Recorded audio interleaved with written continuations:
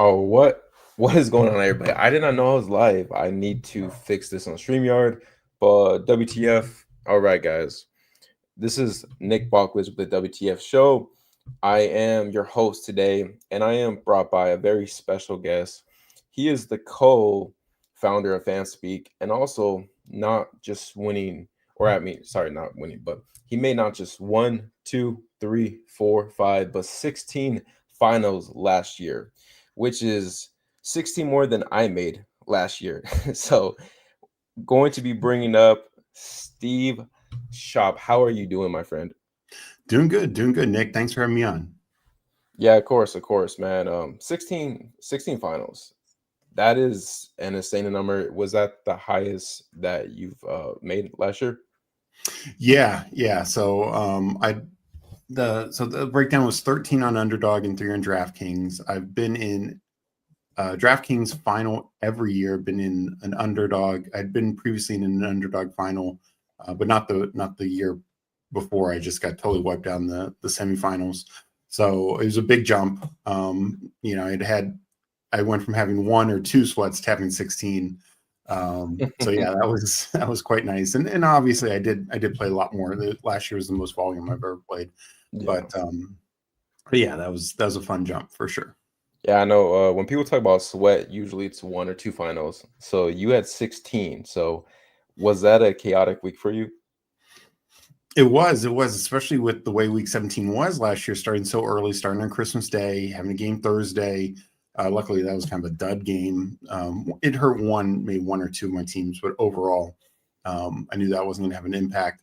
That Seattle Bears game, but then you had the 3 games on Saturday, games on Sunday, and then game Monday. So it was just a long, crazy sweat roller coaster ride. I had multiple Lamar teams, which went off Christmas Day, and Henry did as well. And I had some together, some without. So I thought it was going good, but it was not my Lamar teams that had some of my highest finishes. It was, Baker was the big one for me. But so it was definitely a roller coaster for sure. Yeah, it was a wild week 17. We'll see if maybe you get 17 this year, right? We'll Gonna see. shoot for it. Yeah. But well, welcome everybody. I will check the channel a little bit, but I did want to go over this article that you wrote. They have a FanSpeak subscription on Substack. It's only $35 a year.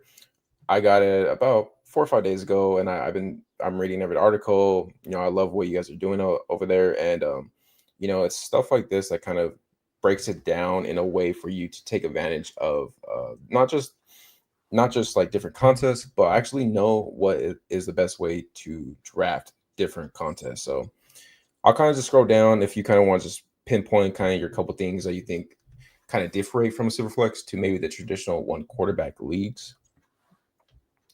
Yeah, so it starts off.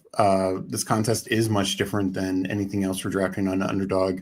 There's the first. I'll start here. The draft size. It's 20 rounds. We did get that in the big board, but that was pre-draft, obviously, and we didn't know everything. This we're getting 20 rounds, and it's the same number of starting positions. Total number. The positions are different, which is the key here, but it's the same number. It's not like we're adding an extra starting position for the extra 2 rounds of draft, draftability that we have. So that's key to note is the way you structure your teams. You don't necessarily need to be as fragile in certain areas or you know, weak in certain areas. I think balance helps a lot, particularly in advancing, particularly in having more outs, because look, injuries happen. Almost no team goes through the year completely uninjured, regardless of format, regardless of contest. And when it comes to the the structure, Superflex, your show is winning the flex. Well, here winning the Superflex is going to be the number one key to succeed in Superflex tournaments, because we're taking away a receiver position and replacing it with a Superflex position. And some people look at that and say, no big deal, I can just draft the same way. I hammer receivers, I'm still starting the same number of receivers. Well, that's just not going to end up being a good process, because that receiver is now having to compete against quarterbacks. And I don't care if it's a bad quarterback, they're not going to win. They Yeah, simply yeah, aren't exactly. because essentially it'd be your third or fourth receiver. and they're just not going to score the same. Like if you look at, I used 15 points as a threshold. And I mentioned this later, like just any number of backup quarterbacks last year who got starting opportunities, whether it's Cooper Rush in Dallas, Mac Jones in Jacksonville, Mason Rudolph in Tennessee. They and it goes down the list. Like you point to any quarterback who got some starts last year. They were able to succeed, and they're getting 4 of 7, 4 of 9 weeks of 15 plus fantasy points. Well, and multiple of those weeks go over 20. I believe only 6 receivers and 11 running backs averaged 15 or more fantasy points last year in half-point PPR. So just your week in, week out, a game of Mac Jones, an average game of Mac Jones is going to produce more fantasy points than basically anyone taken after the first round among receivers. Now, we don't always know what receivers end the year exceedingly well, and same at running back, but that's kind of what you have to get so lucky and hit that, a couple of years ago, late round Nico Collins or Puka Nacua and guys like that, to be above like just the worst quarterbacks. And it just really adds context of how important the quarterback position is, because even below average starters like Aaron Rodgers, he just finally signed. I'm going to beat the Steelers. And in the latest article, I have another article talking about how to evaluate him and Daniel Jones and in all the various formats. And Aaron Rodgers had 11 of his 17 games had 15 or more points. So we're talking about a guy who, everyone thinks is washed, everyone thinks is done. And 2/3 of his weeks, he's getting that 15-point threshold. Yeah, I think that's a great point. And this was also in a year where quarterbacks stayed relatively healthy, as well, right? I think it's a good point. Obviously, I think quarterbacks take a huge boost. Like you want to start out with 2, or even I think I've seen you do 3 in the first 4 or 5 rounds, right? Yeah, I typically try and get at least 3 by 6, but usually it's 3 by 4 or 5. Just because it is so important, and people will ask like, well, that third quarterback, every week he's kind of sitting, but again, going back to regular contest, if you're taking a 5th wide receiver, he's sitting every week. Like you're drafting that guy to be sitting, and a lot of people take a 5th wide receiver by round 6 or 7. So what's the difference here, especially in 20 rounds and at a position that is much more scarcity than wide receiver? Even if you're drafting a number of backup quarterbacks, you're taking 40, 45 quarterbacks. We take 100 wide receivers in regular 18-round drafts. So, position scarcity matters quite a bit. And it's why, in general, look, running backs score more points than receivers in half-point PPR. The stat I just gave, 11 guys hit 15 points versus 6, almost double running backs. Granted, as you go down the line to like 12 points, 10 points, then receivers start to take over. But again, we're drafting more wide receivers. There's more starting wide receivers in the league. So it makes sense. But that's why in Superflex, your points are going to come from your quarterback position, your Superflex position, your 2 running back positions, and your flex position. And I want to win those positions as much as possible. I feel I can catch up at receiver just because receivers do get pushed down some. You can get to the 6th round and have a T. Higgins there. Like that's enticing to me. So that's the way I look to approach it. Are there times where I'll take an elite receiver early, sometimes even 2 in the first 6 rounds, and then I treat it as kind of like a hyper fragile build or a double anchor build for wide receiver? But in those cases, I'm taking only 5 or 6 receivers total, despite it being 20 rounds, because I need to catch up at running back then. I need to catch up at quarterback, maybe even throwing on some clear backups and hoping 1 or 2 of them get some time. Like I mentioned, all these backups last year. And truly, you go down the list, pretty much every backup was producing that. Week 18, you guys like Jimmy Garoppolo getting like 23 points, Joe Milton. Marcus Mariota didn't have a single start for Washington last year, but he played significantly in 2 games, one game about 3.5 quarters, one game 2 quarters, and he had 19 and 24 fantasy points. So tacking on backups late if you need to catch up at quarterback and need a little luck, it's the same as tacking on a late round running back. We're taking, DJ Giddens in 17th, 18th round, and he's no value unless Jonathan Taylor gets injured. Just like these quarterbacks, like Marcus Mariota is not going to have any value unless Jane Daniels goes down. But it's the same principle. No, I think you brought a lot of good points there. There's a lot that you could talk about. I think with the receiver, when I have them super flex, my teams always feel better when I wait on receiver because I mean, in theory, if quarterbacks and running backs are going earlier, that just means the receiver value is going to be there later. Yeah. Right. And it's best ball. So you could still get a group of 7, 8 guys that you really like that could spike your lineup. When I will say though, when I did make the finals in a Superflex 2 years ago, I had the 12th spot and I started CMC and Tyreek Hill, who I believe was a RB1 and the receiver 2 overall. Yeah. And then I got lucky with the quarterback where I hit on Brock Purdy, who at the time Trey Lance was the guy. Baker Mayfield, I hit on where Kyle Trask was maybe going to start.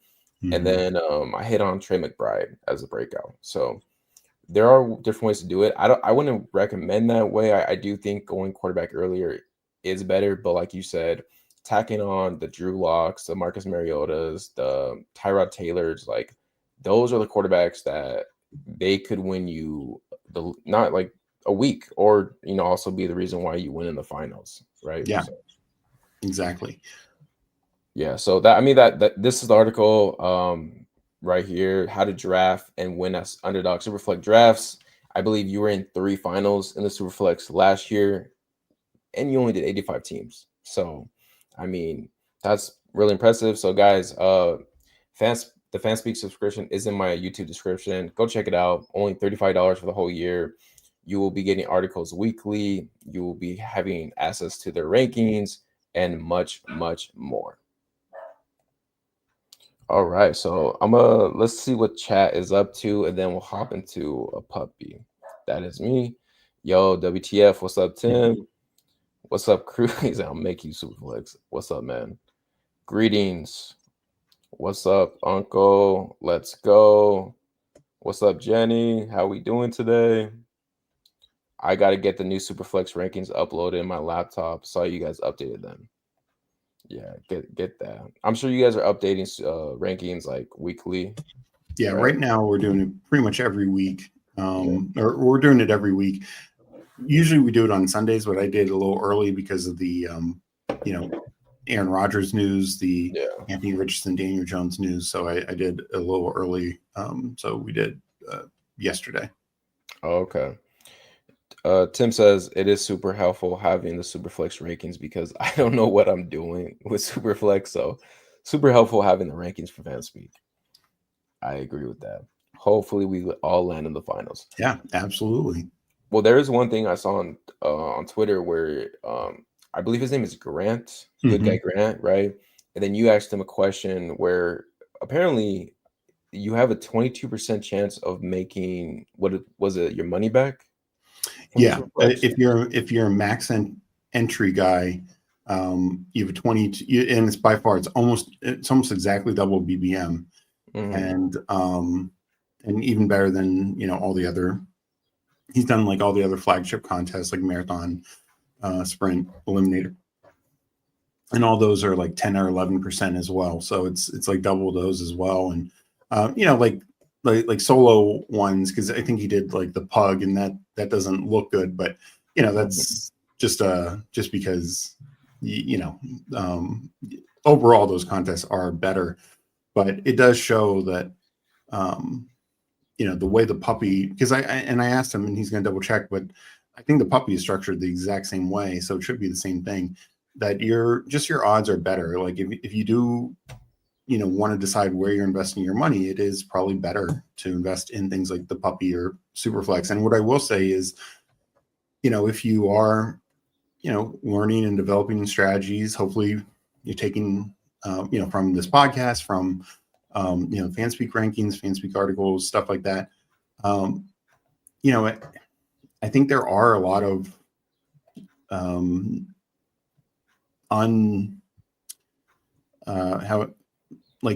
non-quality drafters in rooms. I was in a draft yesterday with PPR Tyler, and there was like 3 drafters who their odds to making it would need just everything to break their way. And like one had like 10 receivers and only one tight end. Another had like one starting quarterback. He was like mid-tier, and then like one backup quarterback. So it's like, even if that backup quarterback plays all year, his chances are not great. Yeah.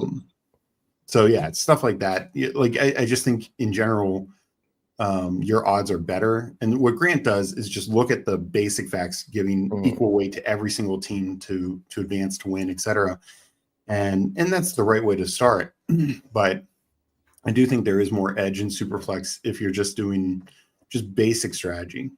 No, I agree with that. And I think if it's, obviously we draft to have fun, we want to win, but like, I do think it's smart to try to mix in some contests to, where you have an edge.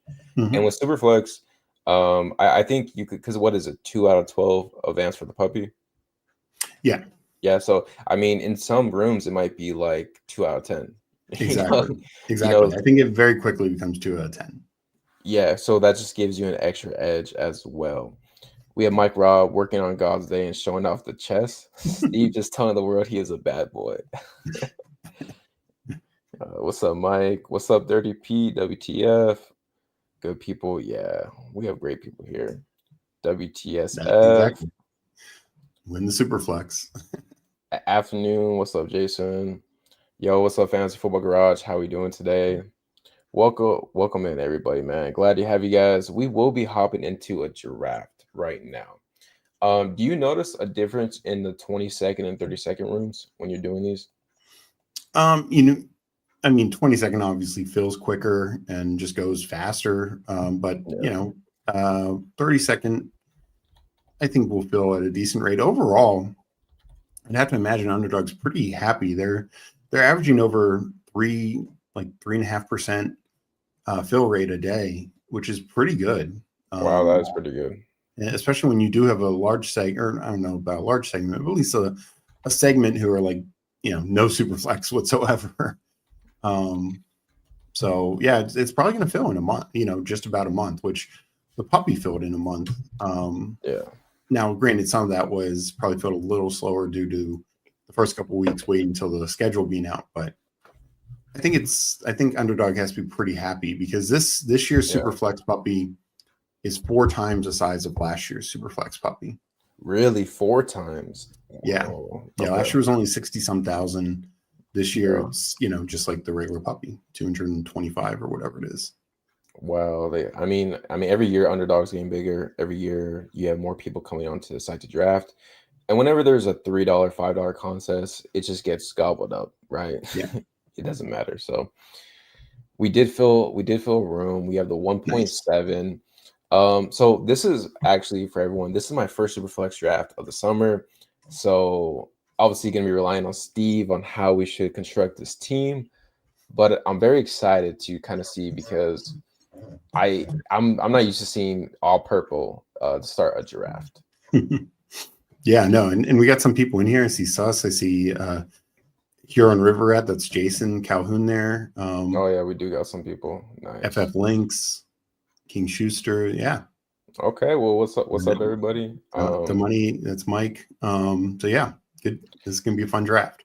So when you're drafting, do you have a preferred spot in the lobby? I mean, I will say I do like getting kind of the 1 through 5 because I think getting the elite quarterbacks I do consider through Joe Burrow elite, pretty elite, is nice. One on the comeback, in the second and third round, if a lot of times like a good running back might fall, like a Henry, or you get a second like elite or borderline elite quarterback like Burrow, Kyler start or something like that.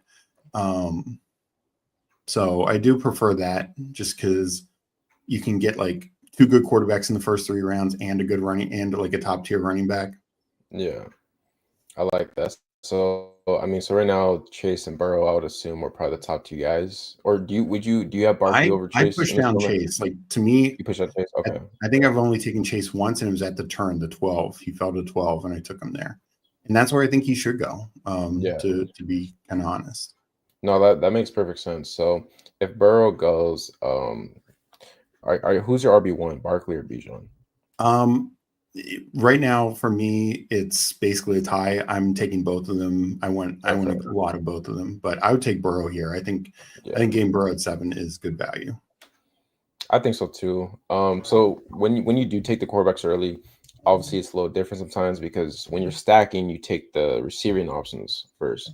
How do you attack it when you have the quarterback first? Do you still try to stack? Is stacking as important in a super flex as it is in a single quarterback? So, I mean, I think stacking is always as important, but I don't think it's as important. Okay. Particularly like I'm totally okay with Mike Gesicki being the stack for Joe Burrow. Okay. Yeah, for sure. Like if we get Higgins in the 5th round, great. But it's not going to be, if he goes 4 picks ahead, it's not like, oh, the world's over. Hmm. Wasn't able to stack Joe Burrow. Like I think you're still going to do really, really well with having Joe Burrow. And so to me, not that I don't have any importance, but bringbacks matter less. One, it's only a 375 person final. And two, it's just the builds are going to be so much different. Like it's just Yeah. hard to get the bringbacks. Like if it fits, great, but it's not going to be top tier priority for me in general. Like I do think like getting the week 17 bringbacks just has it's a minor edge to begin with, Hmm. and it doesn't always even work in BBM. Last year there was no bringbacks to the week 17 Yeah. for the winner, Yeah, it was pretty and dry with bringbacks last year. so yeah, here I like McCaffrey, Knicks. Um, Are you I Henry or Genty? I would probably put Caleb above Genty. Caleb or Um, Genty? Okay. and Fields actually. I really like Fields in this, particularly as your quarterback too. Um, Yeah. and he's also a guy you just don't need to care if you stack or not.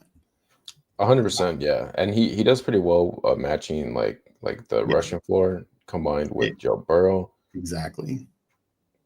So Fields does go. So Mm. Caleb will smash him here. Yeah. Okay. I like, and also Caleb's a fairly easy guy to stack in this format because guys like Adunze go in like the 7th round, 7th, 8th round, Burden and Loveland like 8th, 9th. So It's such a much, trip looking at this where it's like Roma Duze has ADP of 100, DJ Moore yeah. 73. Yeah. Like if you're telling me I could wait and get my first receiver as like Adams or Evans or Ted So and a lot of JMO, times those are my first receivers, Adams or Evans. Especially, I mean, when I have Baker and I can stack him with Evans in the oh 60s, yeah, it's just that's so nice. nice. That's so nice. You know what?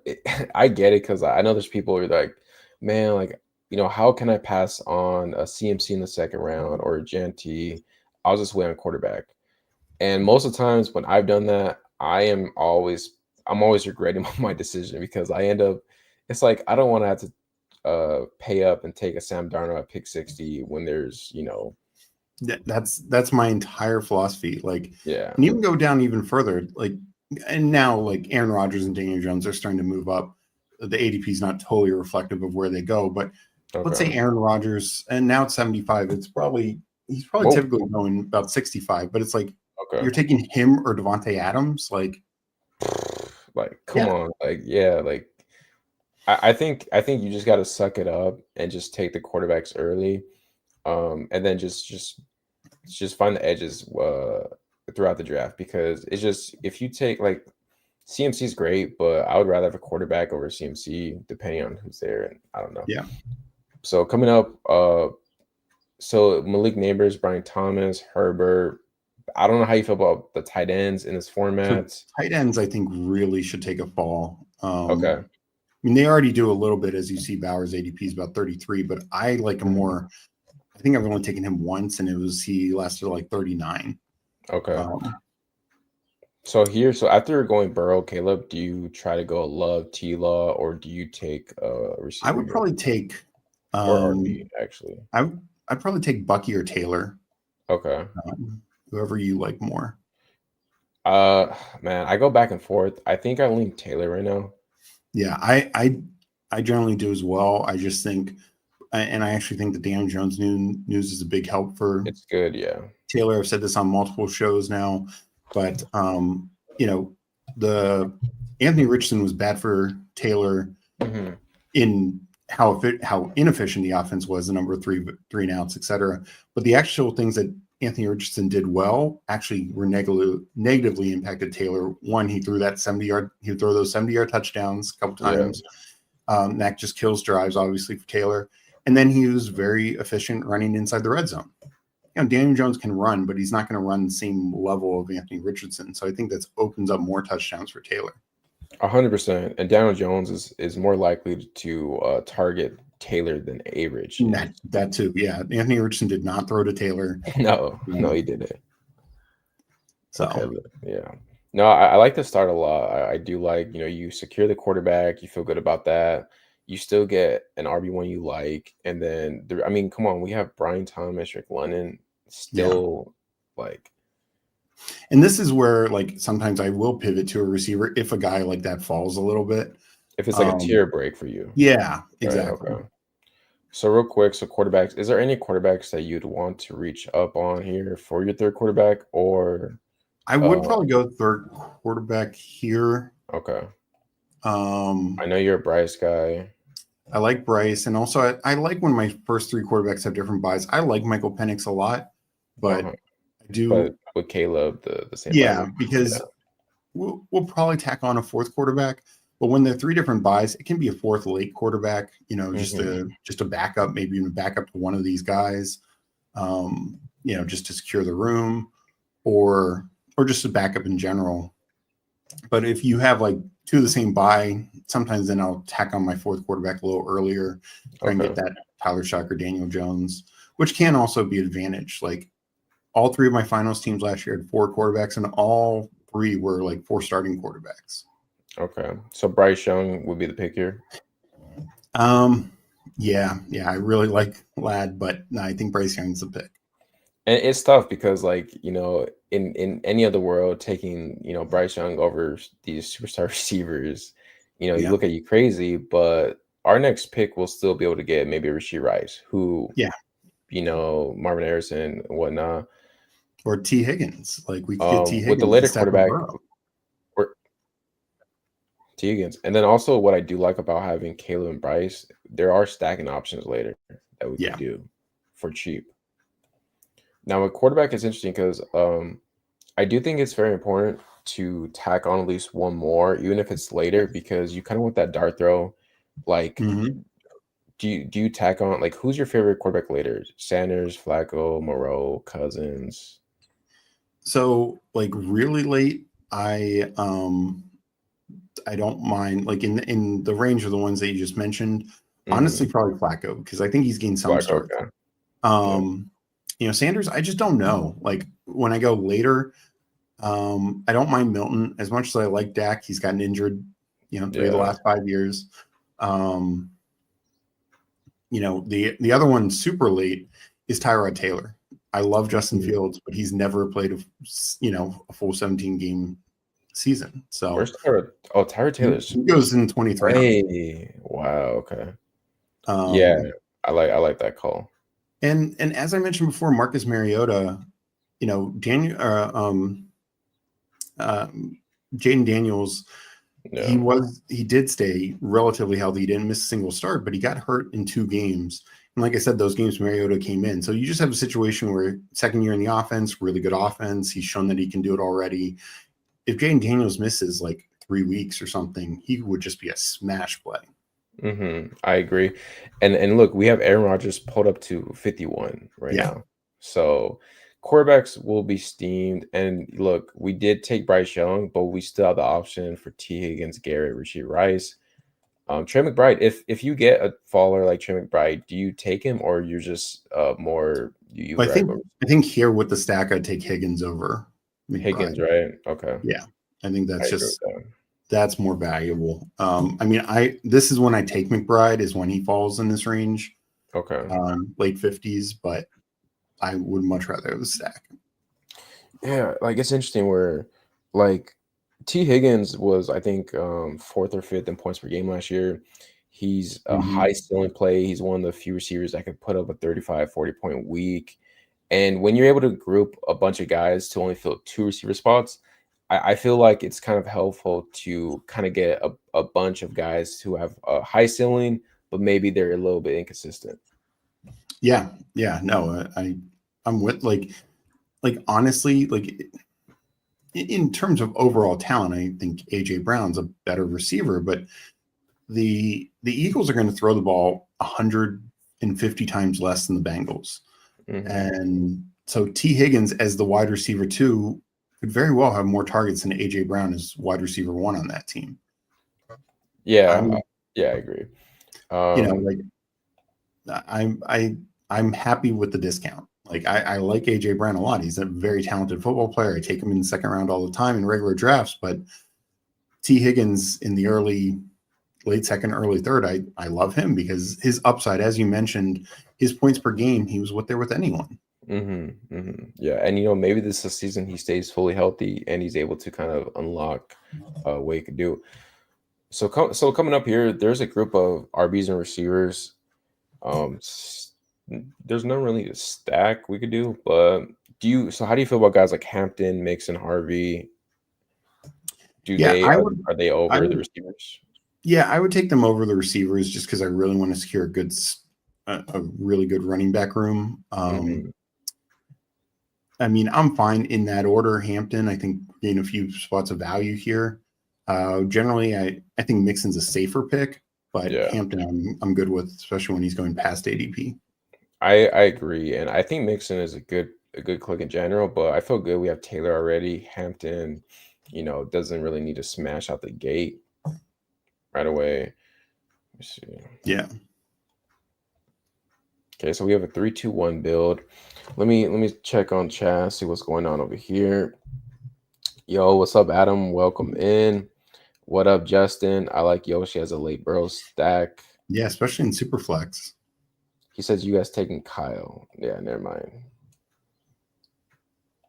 I think Penix is pretty overvalued in this contest. Hmm. Thought I thoughts on mean, that? I do I do understand like and that's kind of what you're talking about, like pointing to like Darnold or Rogers. Like when you get to that like third tier of quarterbacks, you are competing against these, look at the quarterbacks who would be going right now. And, we're talking about, like where we took T. Higgins. Are you taking Michael Penix there? And actually, Penix goes Yeah, even higher. So, yeah, quarterbacks get really pushed up, but that's just positional scarcity. yeah, And so I get it from that sense. Like, and it's the other reason not to. I've done it sometimes where I take usually two running backs with 1-2, and then I hit quarterbacks. And yeah, I mean, if you're starting your first quarterback with like, Jordan Love, Michael Penix said the same buy, and Cam Ward, you just don't feel great about that. Like, do you really have the upside to compete versus like our quarterback room? Probably not. yeah. Um, Exactly. I think that's a great point where it's more likely our quarterbacks will be like we are more likely going to get the RBs and receivers to smash mhm. compared to earlier ones than to get later quarterbacks that could compete with what we have. Yeah, and that's the thesis of it. Like, and that's why I brought up AJ Brown. Like to me, T. Higgins can compete with those kind of receivers, Hmm. where the quarterbacks that we would have been taking instead are they competing with Burrow and Caleb? Probably Yeah, not. yeah. That's a great point, really. And we see it all the time where I think every year, like if you finish as a top 12 receiver, five or six of those top 12 receivers fall out and they're replaced with new Yeah. ones, Yep. right? But the quarterbacks are pretty consistent, right? Joe Burrow is going to be a top five quarterback. So I know you're a Hunter over Tech guy, but when you have Bryce Let's Young, go Ted. Yeah, yeah. okay, I like this a okay. lot. Now this is coming together very nicely right now. Yeah. I mean, in a normal setup, like you would go, like you would have, like we don't have a first rounder, but you would have Taylor Hampton, T, and Tet in like a single quarterback. But Yeah, now we add three quarterbacks that we like. exactly. Like we got like Taylor and T or second. T sometimes goes to the very start of the third round. Ted and Hampton are fourth rounders. Like Hmm. so we got 2 seconds, 2 fourths, Yeah, 3 quarterbacks, including 2 of the top 15 quarterbacks. I think you're converting me into maybe doing more super flexes. Just might, man. I know I've made some fun on Twitter, more just having fun with it, not taking it too serious about Superflex drafts, and but I do think there's an edge in it, and it's actually a fun way to construct some teams because rather than be like, oh man, like I don't want to take quarterback, blah blah blah, like just after you take your 3 quarterbacks, then the draft starts where you could really construct it into a unique way that you want to build. If it's stacking, if it's going RB earlier, waiting on tight end and whatnot. Yeah. All No, right, completely so agree. we're up in 4 picks. We have a 3-2-2. So once you get to this point, is it more about just taking the best players that you like? Is it, value, just basically It like at value? it is, but to me, we're hitting like the running back tier break coming up, and so Okay. I kind of like hammer running back in this area, because sure, there's receivers like a Devonta Smith and George Pickens, Yeah, but is there a big gap between them and Ricky Pearsall, Matthew Golden, probably not not. Yeah. Mooney, like doubtful. No, I agree. I do think one of these RBs here for sure. And then, there's some other RBs that we like later. Yeah, I go pretty running back heavy. Like I would probably go. No, we have So we Williams. I do just have don't. Caleb. Yeah, because I do like Pollard more than Swift, but does Swift with Caleb change Yeah, that? let's go Swift. This would be the time to do it with Right. Yeah. Caleb. And we might, to me, honestly, with our next pick, I'd probably go running back again, depending on unless it goes all those running backs get All wiped running out. backs But go. Yeah. if there's a great wide receiver fall, then maybe that. But Well, I mean, you only start 2 receivers, and exactly, then right, so we have that covered, and then I do like the receivers more later than the yeah, RBs coming up. yep. Yeah, And also, there's a lot of teams, like JRFF here, who like they're probably not going to be taking receiver for a while, so they're going to get pushed down a little bit. no, I agree with that. Yo, what's up, fan speak? How you doing, Megan? If you guys don't know, I did do a show with Megan a couple days ago, actually. Yeah, that was a good marathon draft. Yeah, it was a lot of fun. Justin says I did a 2-1 downs mistake. That's why I took Rogers. I No, s- and yeah, it's saying bye and also to the more fragile quarterbacks. I get it, and I don't necessarily think it's wrong. It's just like you're being forced to take a quarterback. I'd rather choose the quarterbacks I want and then build around it.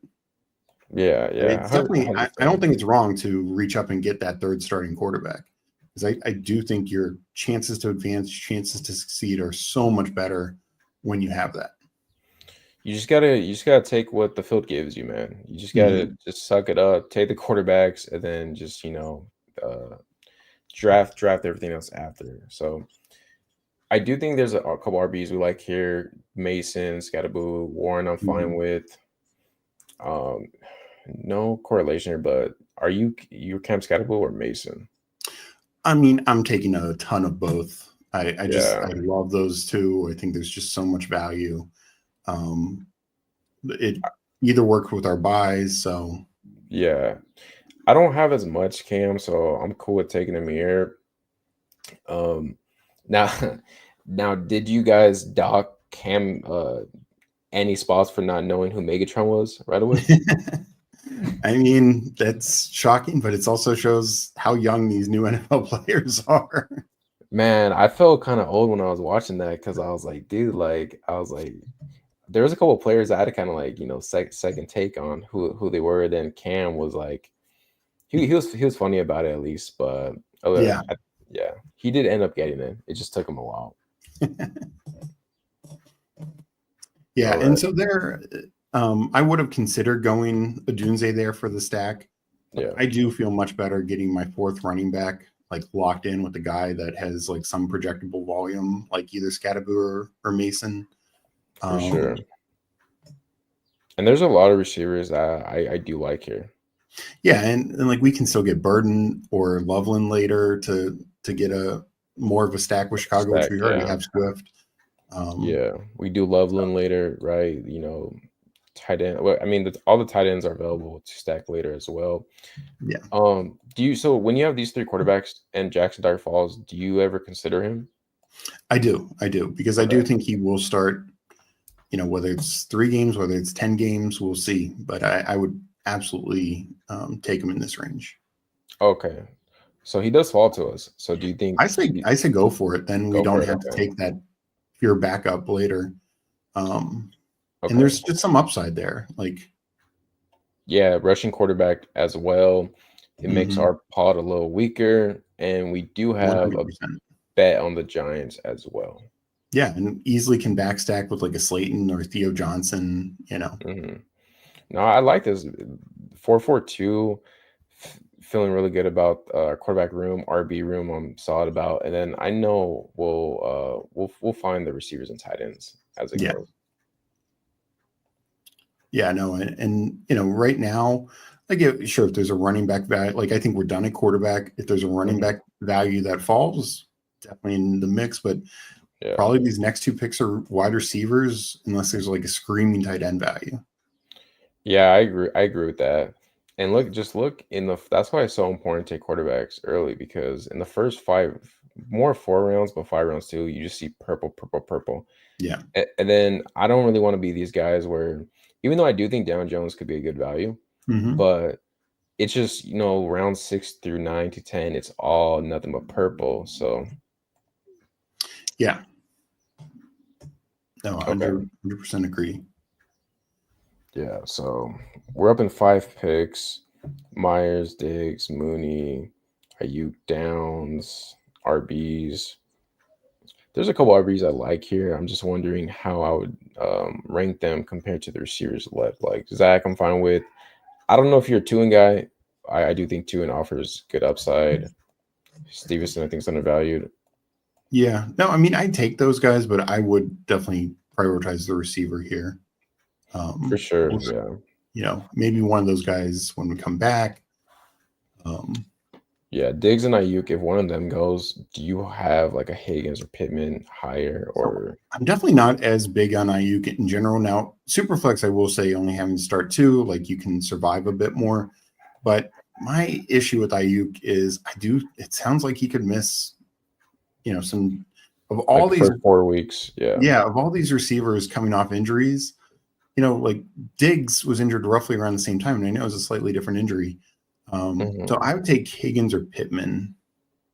Okay. I like both. I think Pittman's offers a safe floor, then Higgins is Yeah. obviously that upside. Let's do Pittman. I think there's Yeah, a, like you said, a good floor there. We already have a bit of a bet on the Colts with Taylor. that's a good point. Yeah. And then maybe Luther Burden we'll take later. So that's Yeah. more of kind of our rookie. Um, so yeah, no, I mean, just of all these receivers coming back from injuries, and I know they got injured at different times, different injuries. You know, Godwin was in a like an ACL or anything like that, but um, the reports on Ayuk are by far the worst, Yeah. and I just don't think he's, you know, in regular drafts he's still going kind of in the top 100 most of the time, and to me, I Hmm. just think, you know, we just don't know what it'll be like when he comes back. It's just a big risk. It's a big risk, and I don't think you need to pay for it right now. I mean, No. look, there's videos of Stephon Diggs running, looking good, Yeah. sharp. I've Exactly. seen no videos of Ayuk. Yeah. Like Diggs, Rice, nothing. all these guys are clearly way ahead. Yeah, Ayuk's more just chilling on the sideline, and two, like his attitude's always been poor. So Yeah. I do question like how much does he love football and want to. All right, so I don't man, I mean I like Bateman. Is I'd there go, art? Yeah, I do who do you like go? Davis, but I'd go Bateman here. Bateman to me, I mean, look, he just got paid. Yeah. And you know, he needs to stay healthy, but he was good last year. Look at that. Yeah, so the thing with Bateman's obviously gonna rise with the contract extension, even though like it doesn't. I don't think that makes sense for him to rise because of an extension. I think he should just have been higher in general. Yeah. Um, the thing with I think this is my kind of thought process. When you're only starting two receivers, you're trying to hit guys who are going to score touchdowns, big playability, good offense, right? And I think Bateman is a perfect example of that because He's he all could those go. things. He saw those things, right, as a receiver four because more likely or not, like I think Bateman's more likely to spike in our lineup than a guy like Kenny Coleman, Kyle Williams, Hmm. Luther we might take, but But well, I just think it's good balance. Like we just took kind of yeah. a floor play in Michael Pittman. Bateman's now at the spike play. It just Hmm. and then if Burton's there when we come back, I absolutely would take him. And then again, it's just another like upside play. Loveland could be another option if he falls. Yeah, I didn't realize he was still available. But yeah, no, I think I like building a wide receiver room. Like you said, we're only getting two, and sure, sometimes they might hit our regular flex position if Hmm. if our running backs don't have a good week or whatever. But most weeks our running back should carry the flex position. Most weeks our quarterback should carry the super flex position. So the majority of the weeks, so of the 17 weeks, if we're lucky to make it that far, I would be shocked if our receivers are needed more than 3 times to hit a flex or a super flex. But I still want good options in there to get the best possible score to match those teams that did take Chase early or took Jefferson early. And to me, this is the best way to do it with, some strength up top with Higgins, but then just hitting these upside plays like Tet, Hmm. Bateman, Burden. Yeah, I agree completely with you. I mean, we're definitely winning the flex. We're winning the super flex. We're winning the flex year. Now we're just kind of, patching up how we want to diversify these receivers archetypes, to fit best our team. Right now, Luther, Loveland, one of these will be our picks. Yeah. If either, so we have the choice of either. I think I'd still go Luther just because Okay. a receiver still falls off some, and Yeah. tight end, like we could get, There's a we lot of can tight get ends that we can get Gesicki, we later. Yeah. can, Yeah. I agree. I look so like I do take guys like Warren, Loveland. I'll take Kittle. I'll take Mhm. Bowers McBride, but I do think some of these tight ends are mispriced. Where Mike Gesicki, I've been having the kind of like I just think he's someone that is gonna do what he did last year, but he could score 6, 7 touchdowns in that offense. That's exactly like, and for instance, it's amazing Zach Ertz goes in the same range, but pull up Zach Ertz's stats last year. Zach Ertz had almost the same number of targets, almost the same number of catches, almost the same number of yards. The difference is 7 touchdowns to 2 touchdowns. Mm-hmm. And Zach Ertz finishes tight end 8, tight end Tight 7. end I can't eight, remember yeah, exactly what it was last year. And why can't Gesicki do that on an elite offense? Yeah, no, I'm 100% with you. I'm taking both these guys. Don't get yeah. me wrong. I still think Ertz is a tremendous value. He's going as tight end 21, and he finishes as top 10 tight end last year. And the offense is still going to be pretty damn good. Mhm. No, it's crazy because I do kind of pass on the tight end pocket. Like we see up ahead for either like quarterback, RBs, sometimes Mhm. receivers, because I do think that the tight ends over here are similar. I mean, look for me, I'll take Gasecki over Pitts. I'll take Yeah, him over Trains. Like I just, I'd rather bet on the offense. Okay. yeah. So what I will say in Superflex, it is interesting, kind of between rounds 13 and 16. Um, Pretty much every viable tight end goes. Like Okay. 17 and 18, you can sometimes, and 19, 20, you can still sometimes get like the Jawan Johnsons, the Theo Johnsons, stuff like that. But So should we through, start taking a tight end with this pick, or is there a hard three? yeah, I mean, if I don't mind Algier, or Because we have Brandon four Allen, RBs. Braylon Allen. Yeah. Um,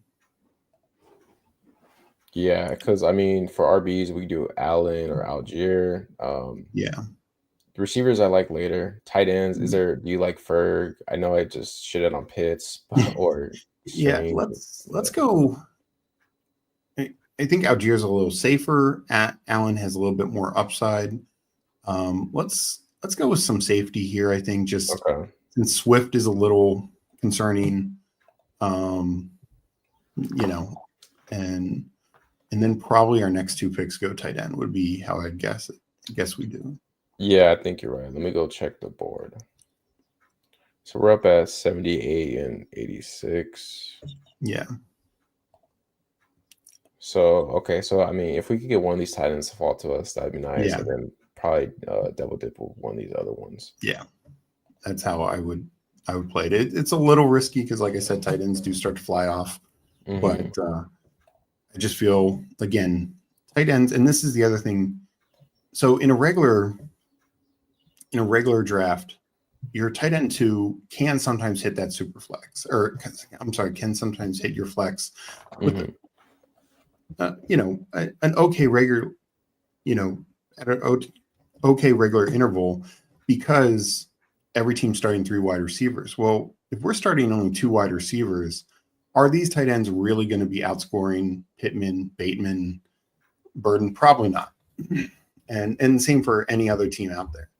So your tight end is less likely to be an option for the flex, almost never going to be a super flex option. I mean, sure, if you have 2 tight ends that go off for, 8 catches, 80 yards, and 2 touchdowns, they both can hit, but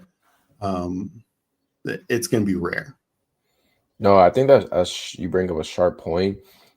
So it just, I mean, I think it's everyone knows, but quarterbacks, RBs, or quarterbacks through the roof, RBs go up, receivers, devalued, and then tight ends. Probably, if you're gonna punt a position, tight end is the position to punt in this. Yeah. Yeah, And that's perfect because I do that already in one quarterback leagues. Like I said, I do kind of lean the 3 late tight ends right now, so I'm probably gonna even doing it harder in a super flex. Yeah. There are some tight ends that are falling a little bit here. I think we'll get one of these. When it comes to roster constructions, do you have a favorite finish, like a 4-6-6-4, 4-6-7-3 or Usually something? 4-6-7-3. Okay. And particularly like we're doing it like this. Like if I'm getting my 4th quarterback and I feel they have a reasonable chance to start, then I definitely don't. And I have 3, my top 3 have different buys. Then yeah, I don't necessarily need to tack on a 5th. We hit running back pretty early, so I think we can stop at 6. Well, we got 1 early wide receiver. We did then wait a little bit and then waited even more. So I don't mind tagging on a 7th there. And then, yeah, as long as we get ideally Gesicki, then, and particularly if we can come back and get like a Mason Taylor, Kate Otten, I'd feel totally fine with just doing 3 tight ends. Okay. Yeah, sounds good. I mean, this is a format too. Like if you could wait the last 4 rounds to take tight ends, right? And just kind of hope you luck in on touchdowns different weeks. So Gesicki does fall to us.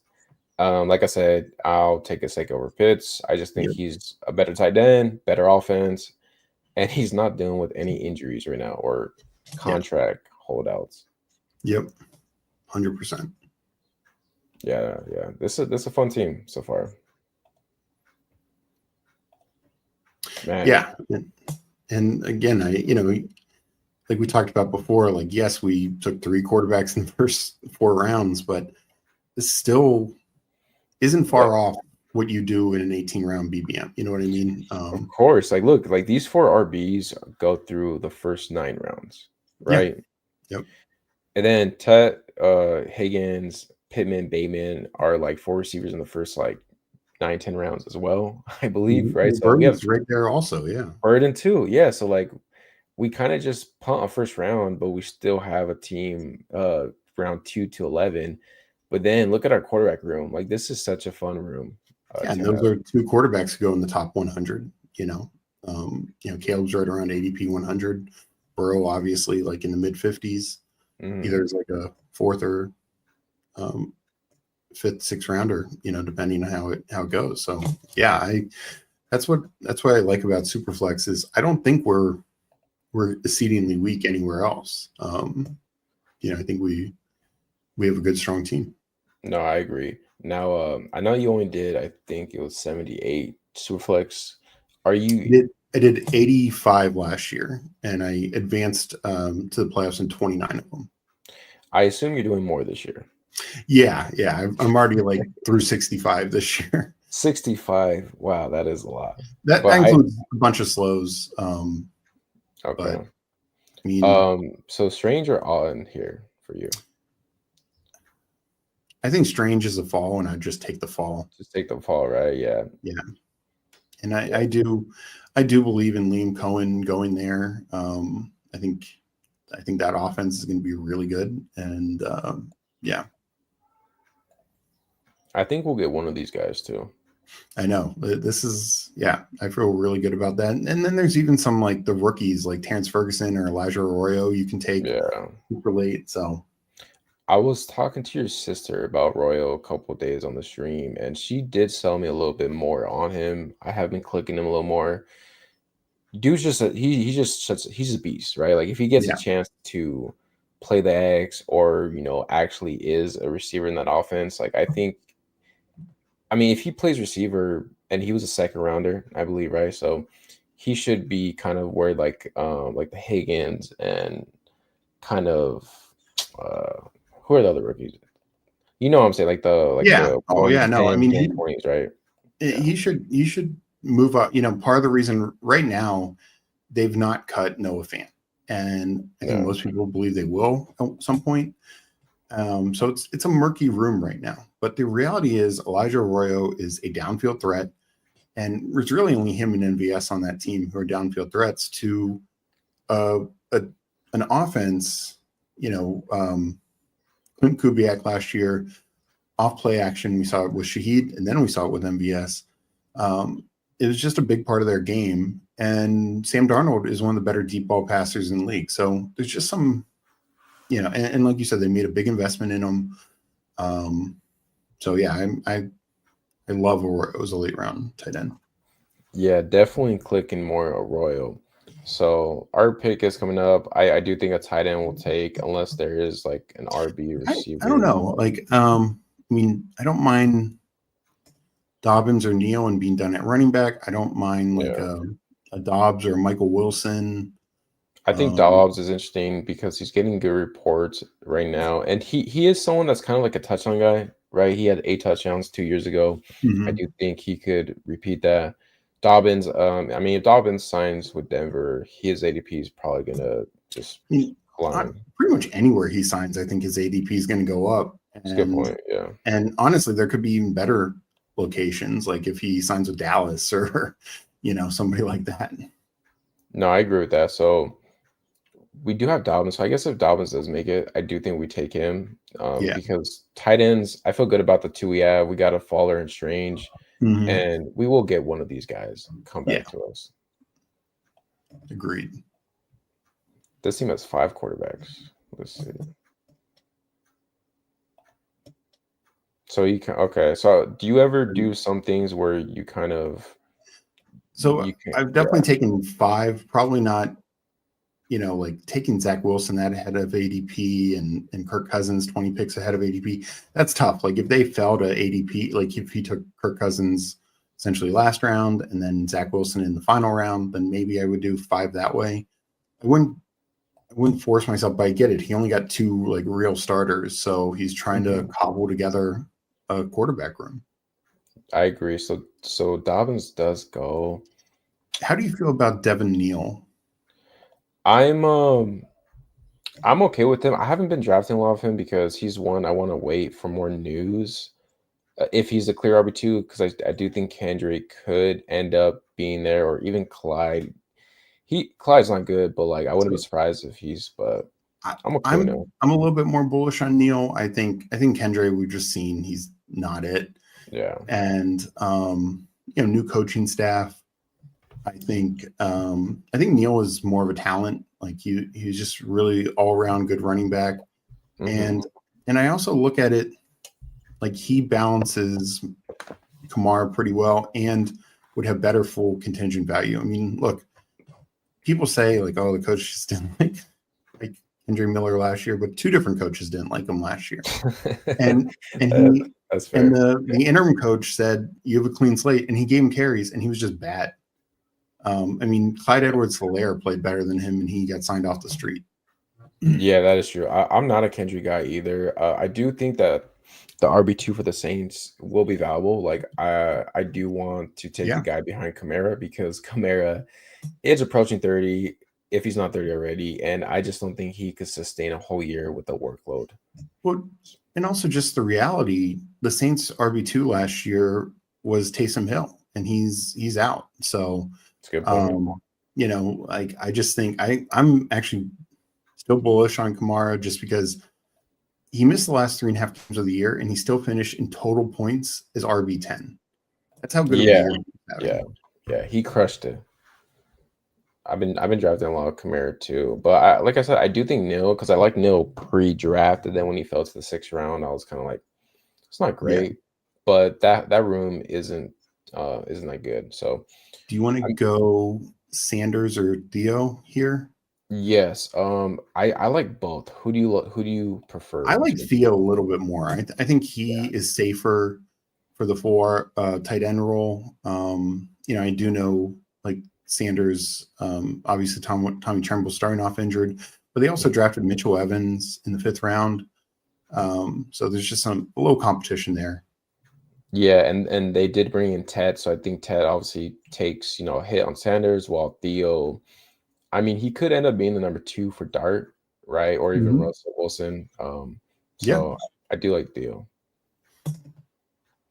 All right, perfect. So we have what, 2 more picks? yeah, two more picks, and I think just two wide receivers. Think it's pretty good. Yeah, I feel strong with the tight end room. Quarterback more than strong. RB's fine. So for receivers, I guess when you're looking at these guys, do you try to take guys who have that big playability, more likely to score touchdowns? So What's your thought process? I like having some balance, like veterans like Lockett and Ray McLeod, who might not have the highest upside, but also guys like Tutu Atwell, Roman Wilson, young guys who could have bigger roles. Jalen Tolbert, we saw him have 7 touchdowns last year. I know obviously they got Pickens now, but Hmm. um, I don't mind him. I don't mind one of my favorite clicks, I just mentioned him, is and this would be the 20th round, is MVS. Like I think Yes, yeah, he's the ultimate spike week guy. I agree. I actually I had like a realization like MVS, like Sam Darnold is a great deal about the or MVS. I don't think there's a receiver like him on that team. You have the other two slot receivers with JSN and Cooper Cup. So love Yeah. that MVS. Now, does Sander falling make you want to take him at all? Not really, just because again, I don't think he's ever going to hit the flex. Like, Okay. and where a guy like whether it's Lockett or Atwell, Wicks, Hmm. they could actually hit the flex for us. I agree. Um, So we could get so who do you want to take here between I would probably go 2-2. I just think he's going okay. to be the third wide receiver on that team. Good quarterback. We don't have any week 8 buys, I believe, at wide receiver, if I'm not mistaken. Let me see. And Yeah, no yeah, bye weeks. Yeah. and That's so and then just fills, just helps fill in general because like week 14 when like Scadaboo and Tet and are out, then it's just a little thinner. So it's those kind of weeks you can fill in, but and then we can take another one here at the end in MVS, like ending mhm. with Tutu and MVS, two spike week guys, because I think our room's really solid. Yeah. And yeah, just think it raises our ceiling a little bit with two guys like that. No, I agree completely. I did want to ask you about the Steelers receiver situation. How do you feel about a guy like Calvin Austin? Is there a chance that he could be the number 2 there and build off what he did last year? There definitely is. I'm drafting both him, Austin, and Roman Wilson. I mean, we should keep in mind Roman Wilson was a 3rd rounder last year, was injured, but it could be a clean slate this year. And just in general, I think it's going to be whoever bonds better with the Aaron Rodgers and just fits the offense better. I guess my one worry is Steelers are probably a team that is live to look with. They have veteran defense. They have a quarterback for 1 year. If a receiver becomes available via trade or like the Keenan Allen or Amari Cooper type thing, Steelers could definitely sign somebody.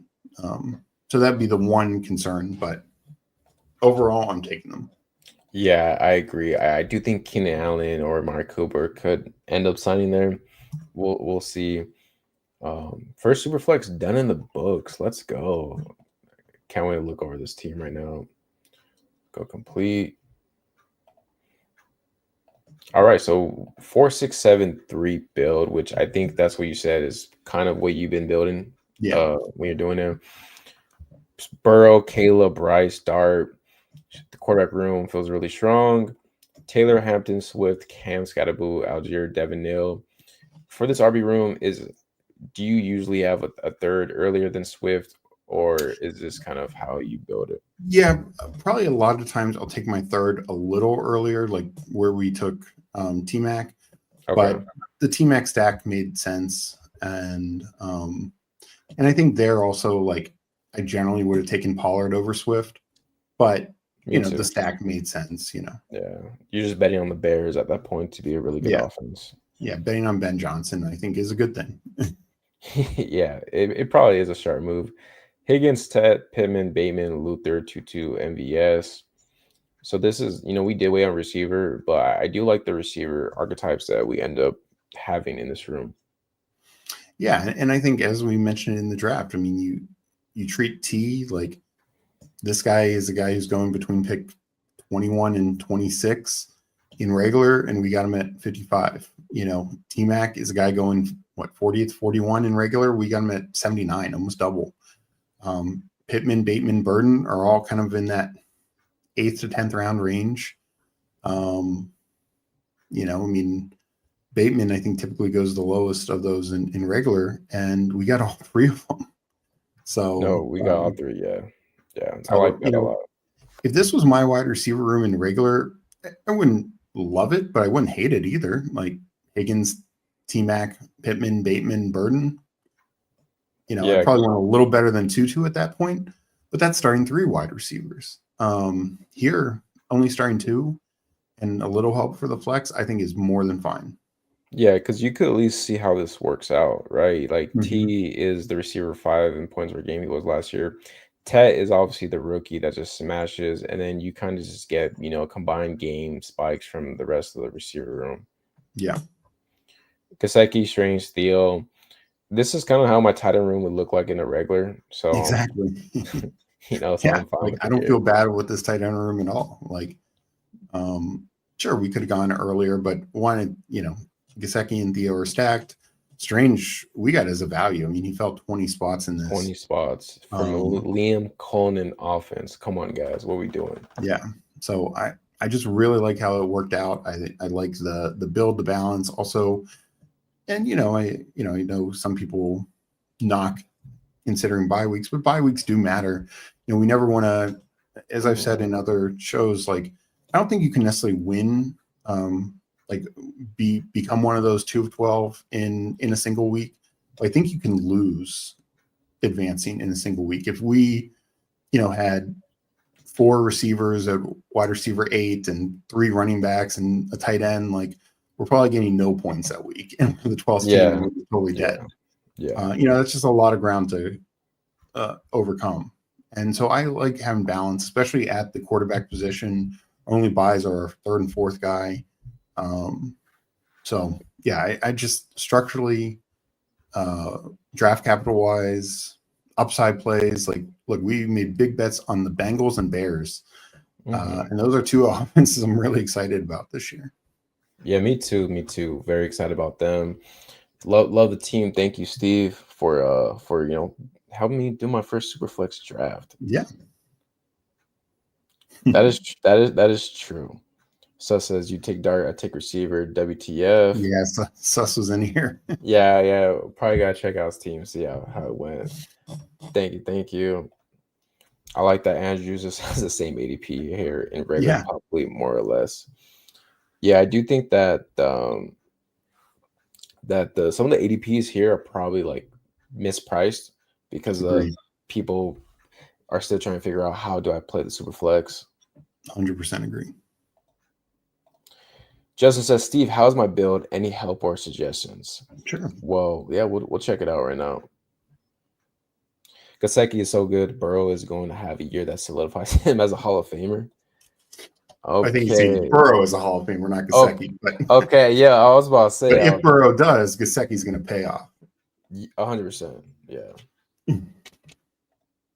There you go. There's a lot of upside with the Royal. Yeah, there's a ton. And I know if Noah Fant was to get cut, people are gonna just be just reaching him, pulling Yeah. him up crazy. Sander has a little rookie comp, but probably not a bigger factor until 2026. Yeah, and no, that's fair. And like JT Sanders, especially in this build with the stack, I wouldn't have minded at all. I mean, I like him as a third tight end. That's fine. Yeah, no. So we'll check out Justin's and Suss's team right now. Kind of giving me a perspective on how other people are building teams. So we have Suss here, then Justin. Justin's a King Schuster, I believe. Oh, this is Justin. Okay. Yeah. All right. So 4772 build. I'll kind of like let you have it. Kind of just give him the honest truth if he landed it or not.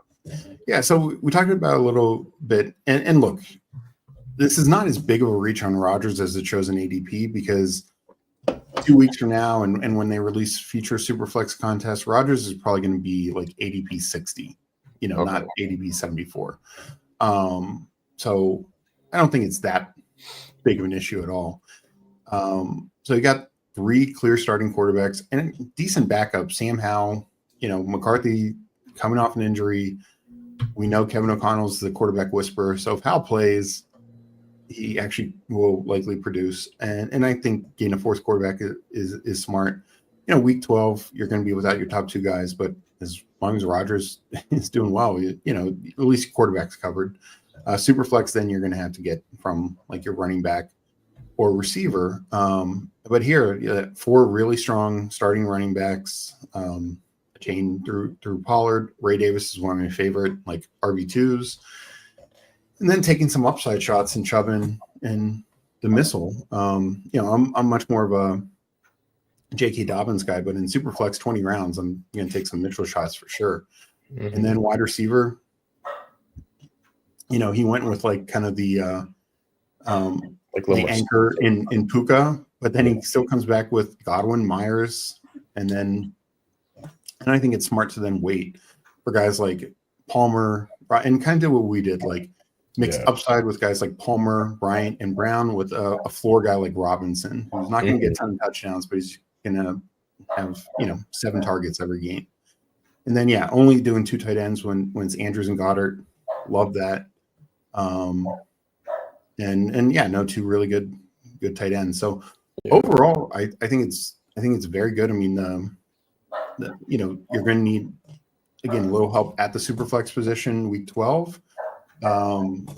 But you're deep enough at running back that I think it's going to be covered. You're kind of hoping like, because obviously a chain will be out also. So you're hoping like Pollard, Connor, and Hubbard all have good weeks then.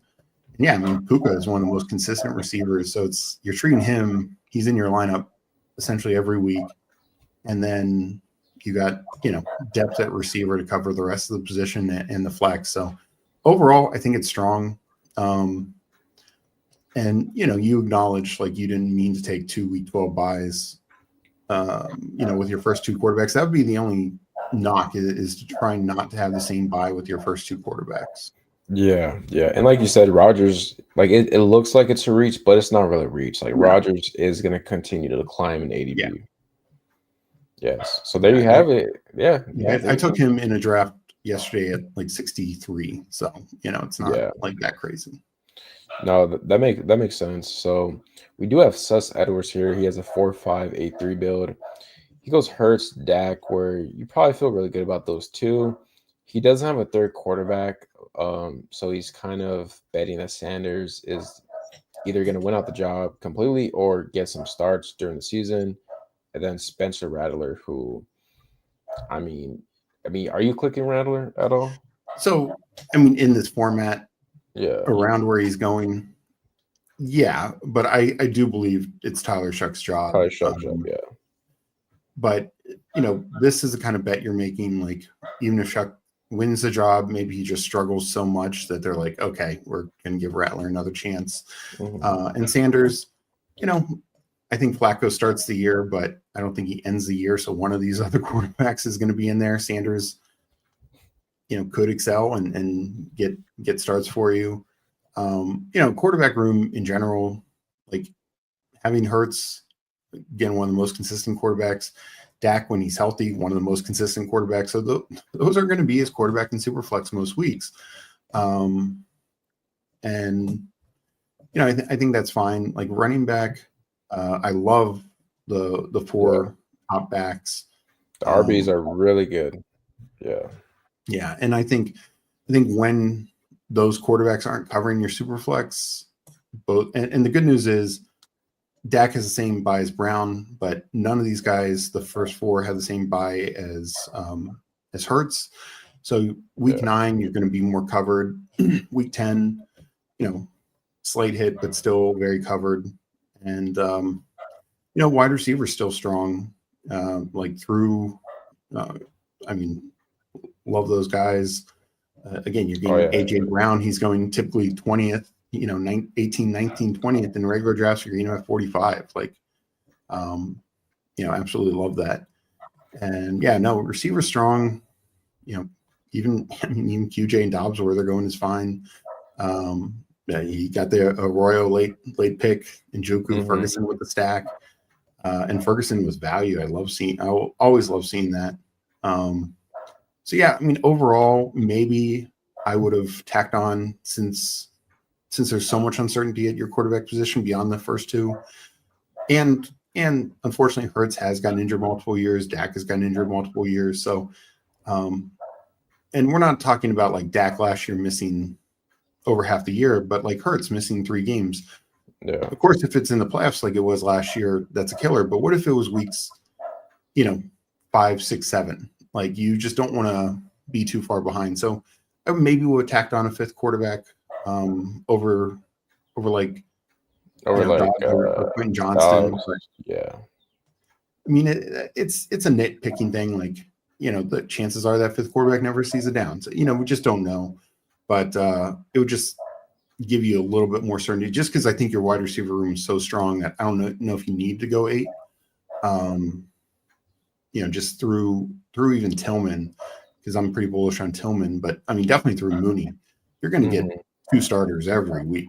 I mean, you're so good at receiver. He waited too, which he he still did pretty good with the first 5 receivers.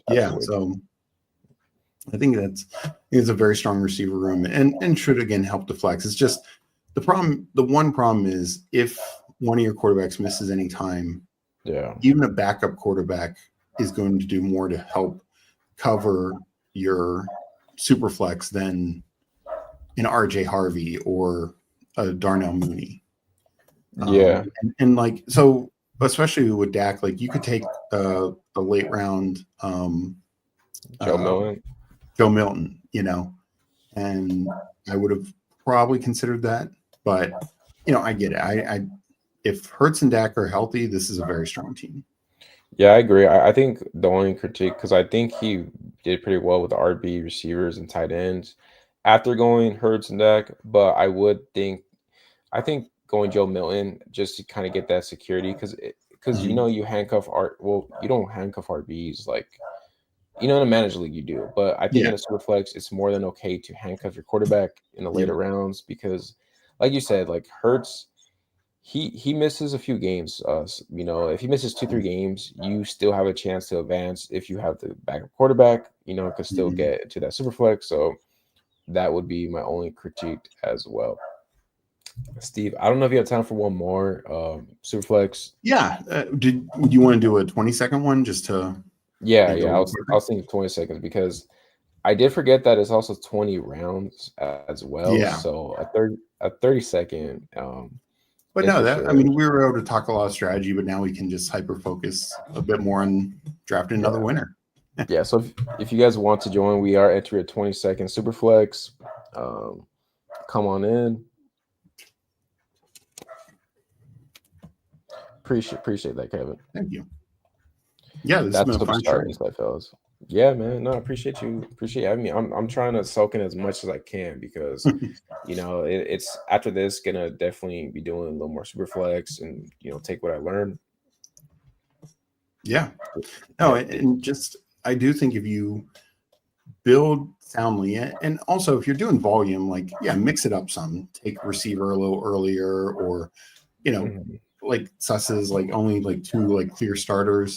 Like that can work sometimes. You just need those guys to be healthy and stuff. So if you're doing it at volume, definitely mix it up.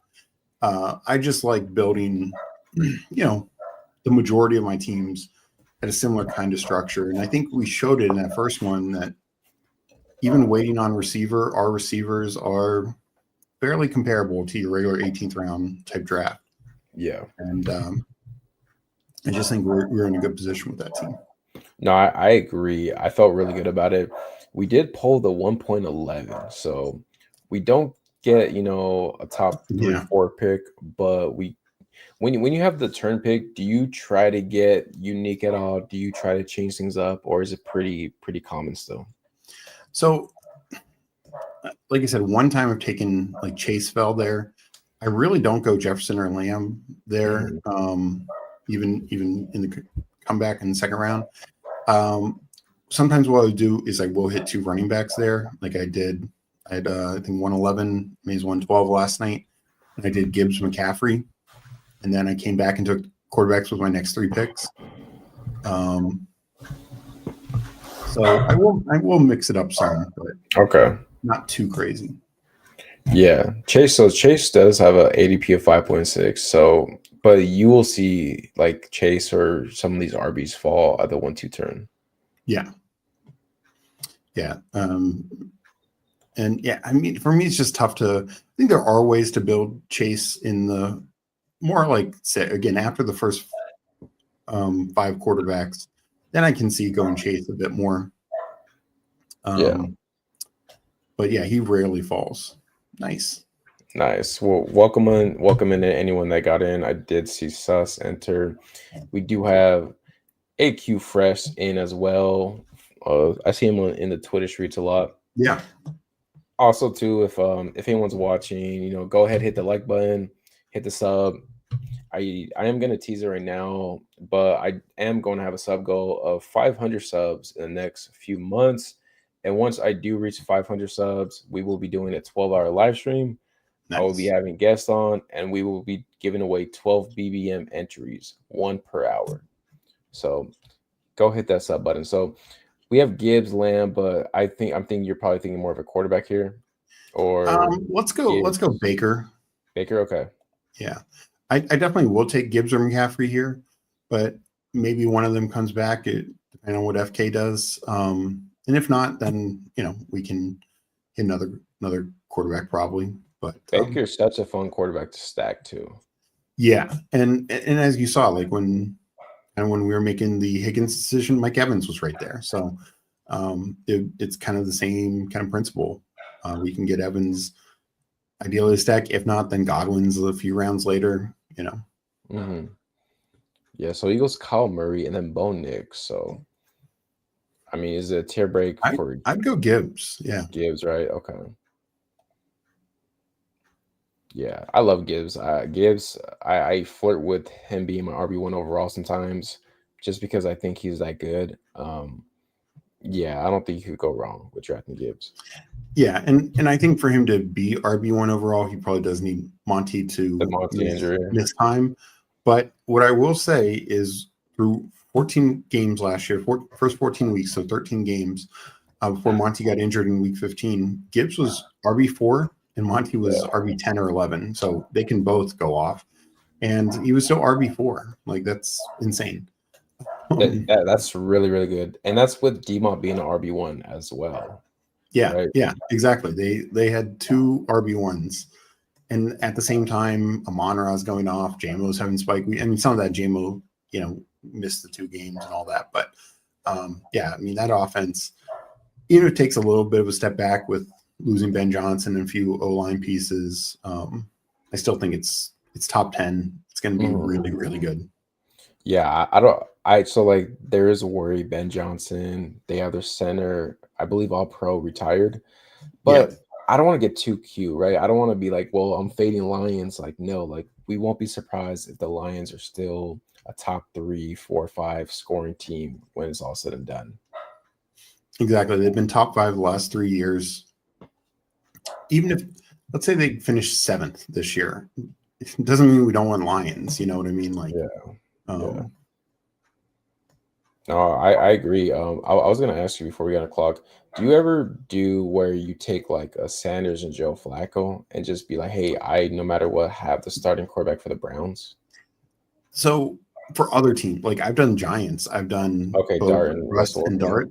I like that. Um, but like Sanders and Flacco, the problem is,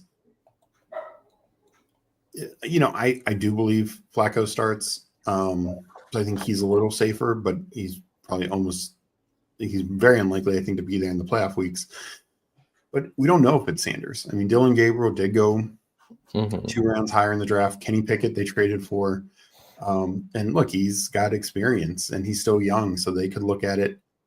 I think they are going to be somewhat coaching and playing for, like, they're going to have to show upside, For and sure, yeah. um, it's just not as clean as some other situations.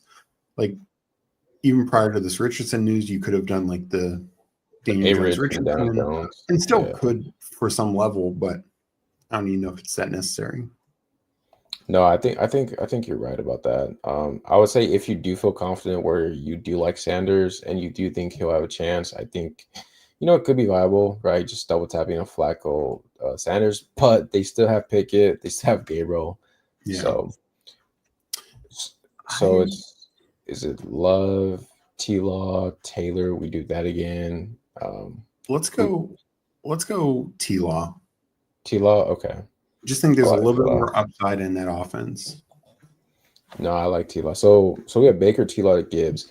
With this next pick, I would assume it's probably either Taylor or another quarterback. Oh, Taylor Yeah, goes.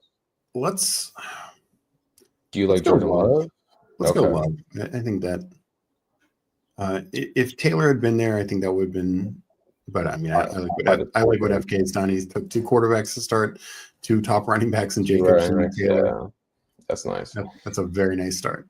But yeah, and Love, just a different buy, because if we waited, sure, maybe we could get like Geno, Stafford, or Darnold, but they all have the same buy as Lawrence. And not that that's a Mhm. total deal breaker, but I And do think who it's would a we bit of, have took? We would have took either like Lad or what, like a Chase Brown, right? yeah, And we'll yeah, still get we'll trade out for a receiver RB, like because I do like Love a decent more amount than the quarterbacks later. yeah, exactly. And Love is also so easy to stack late. I mean, Reed and Golden and Yeah, Kraft are all just easy, and then Dobbs super late. So yeah. I think the Packers are one team I'm very heavy on because of that reason. Because I do think Love could bounce back to what he did 2 years mhm. ago, even Yeah, with Jacobs there. But the stacking options, I mean, you legit you could wait for Love and stack him with Dobbs, Tucker Craft. I do like him a decent amount this year. Wicks. I do think Wicks is a decent click too. So we do have we have 3 quarterbacks where we stack later. yeah. Oh, well, man, I was like, because we could do Hunter later as well if we want to. Well, I mean, it depending on what running backs are there, we could double tap receiver and take like, Evans and Hunter, or Yeah. Are you in or out on Tyreek Hill this year? um, I'm okay where he's going. He's not a guy Okay. that I want to chase up the board, so I'm taking him a little bit, but I think he's got one of the, to me, he arguably is the widest range of outcome. Yeah. Well, I mean, he could be wide receiver one, probably not, but we just know that's in his bag. Um, but he also could be like wide receiver 31, like if Hmm. Tua gets hurt again, because his numbers were down last year in general, but his splits with and without Tua were awful. Oh, it Like was terrible. like he was wide receiver, I think 14 or 15 with Tua, and without Tua, he was like wide receiver 40. It was like Hmm. just total night and day. Yeah, Tyreek Hill is a weird one because he was the receiver 2 overall 2 years ago. Last year, I don't think he cracked 1,000 yards in 17 games. No, Um, just missed it. Yeah. just missed it. But then he had the injury from week 1 and then 2 mixed 6 games. So it's tough. It's tough. So, I mean, probably, I think I would still take Rice over McBride here. I'm not too sure. I think I would too. I mean, there's a nice little fall there for McBride, but Yeah. Because, like, I would feel really good about Rice as a receiver 1. Nice yeah, follower. He's gonna Rice too, I think. So I think yeah. Rice makes sense here. And then, um, I mean, I guess if we had to take Evans to do that, if we wanted to, if not, I do like the RBs here. I don't mind taking Evans, but I do think it'll change our total build. Like we could even stop Yeah, at 5 receivers, depending on the other 3 that we get. Or like probably, I think it was Schuster's team. He took 2 relative receivers in this area and then didn't take yeah, another until like the 130s. yeah. So we could go Evans and then Let's go just double Evans. double tap RB here too, which I don't Yeah, mind. let's go Evans. I think that makes a lot of sense. Yeah, I like that because I do like Hampton and Mixon here, but I do think we'll get Pollard, Caleb, Hmm. Junkins. Yeah. And I do want to stack up big room Mike Evans. I just think too, with the 2 receivers, I do think receivers that do have the upside to score touchdowns, like Yeah. are a little bumped up a little bit because you're more likely to get a spike out of if you're scoring a touchdown. I mean, it's simple, but obviously if it's only 2 receivers compared to 3, like you want to chase more of that touchdown upside. I would No, assume. totally agree. And Rice, like you said, if as long as he suffers no setbacks and no Yeah. legal issues pop up, like he's going to just be moving up. And we know what the upside is there.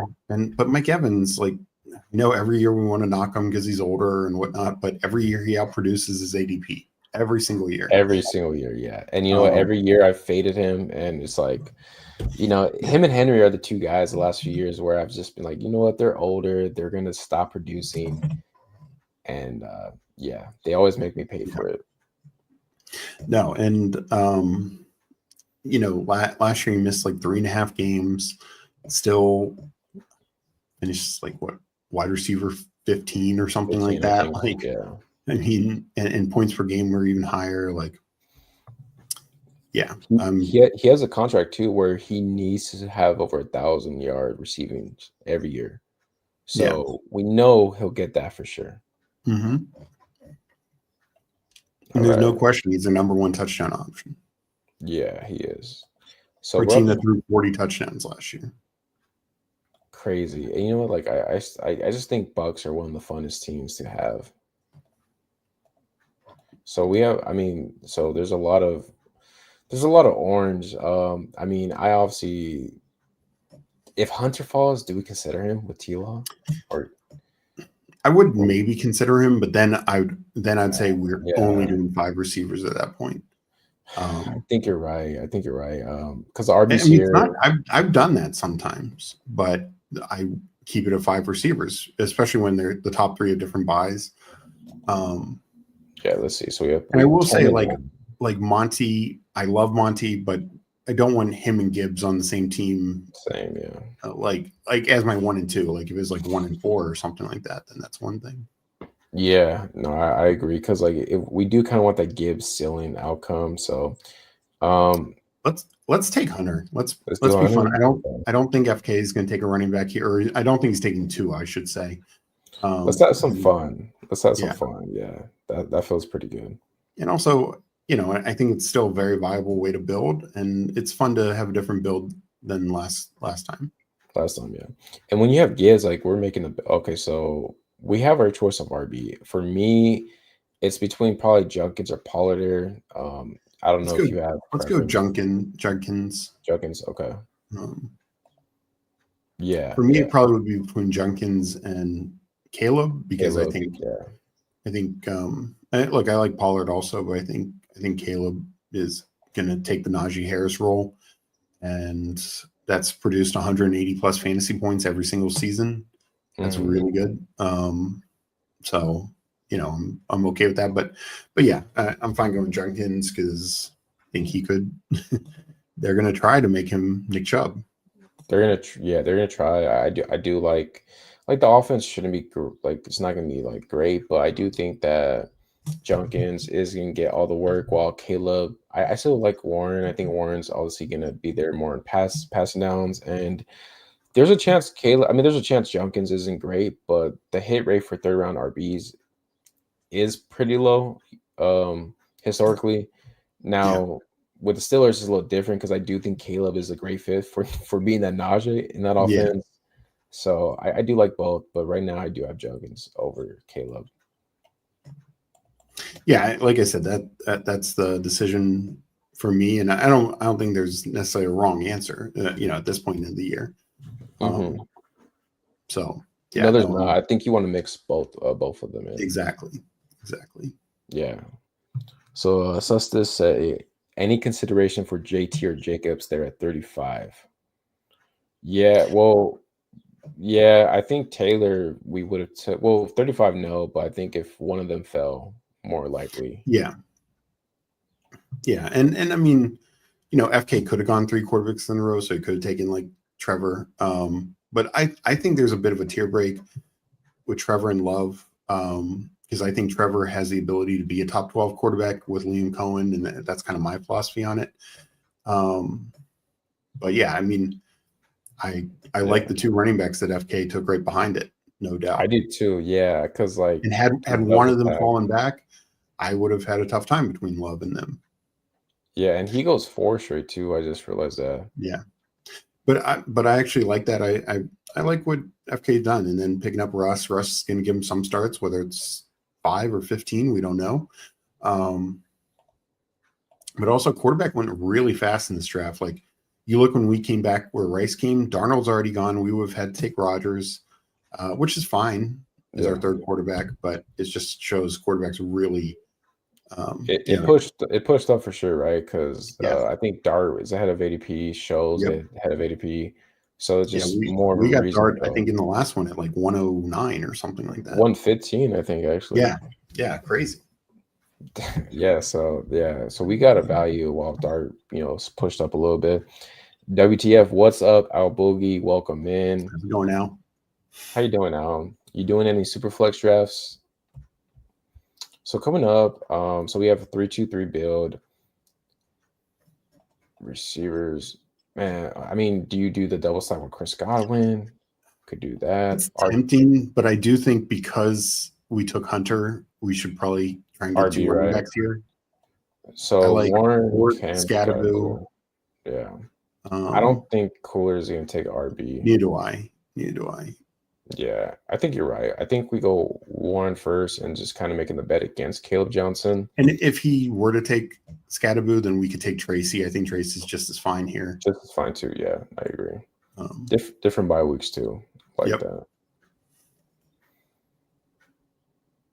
Yeah, Warren. With Rogers there, when Rogers signed, did you move up Warren and Caleb a bunch, or was I already priced in with them adding a I quarterback? was already kind of pricing that in. I tweaked a little bit, like Austin and Roman Wilson, Mm. just because it's a better quarterback there. But I was already kind of ahead of market on Caleb, head of market on DK, head of market on Fryermuth, though the Jono and Pitts rumors are a little worrisome.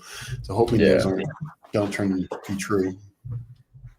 And no, Warren, Warren, I'm fine with. I think this is we took him a little ahead of ADP here, but we needed a running back. Wasn't going to come back to us. Totally makes yeah, sense. yeah, Um, yeah. and just in regular drafts, like Warren, where he's going, I think is totally fine. I think we kind of know what Warren is now. Hmm. I don't think he's got this massive upside, and I know we've never seen Najee injured, so we can't really say if he would take on a massive role if Harris went down. But I don't know if he will. Like he is a smaller back. Not that they have a ton of depth there, but I think Arthur Smith would probably turn to Cordell Patterson Ahead of Oh Warren. no.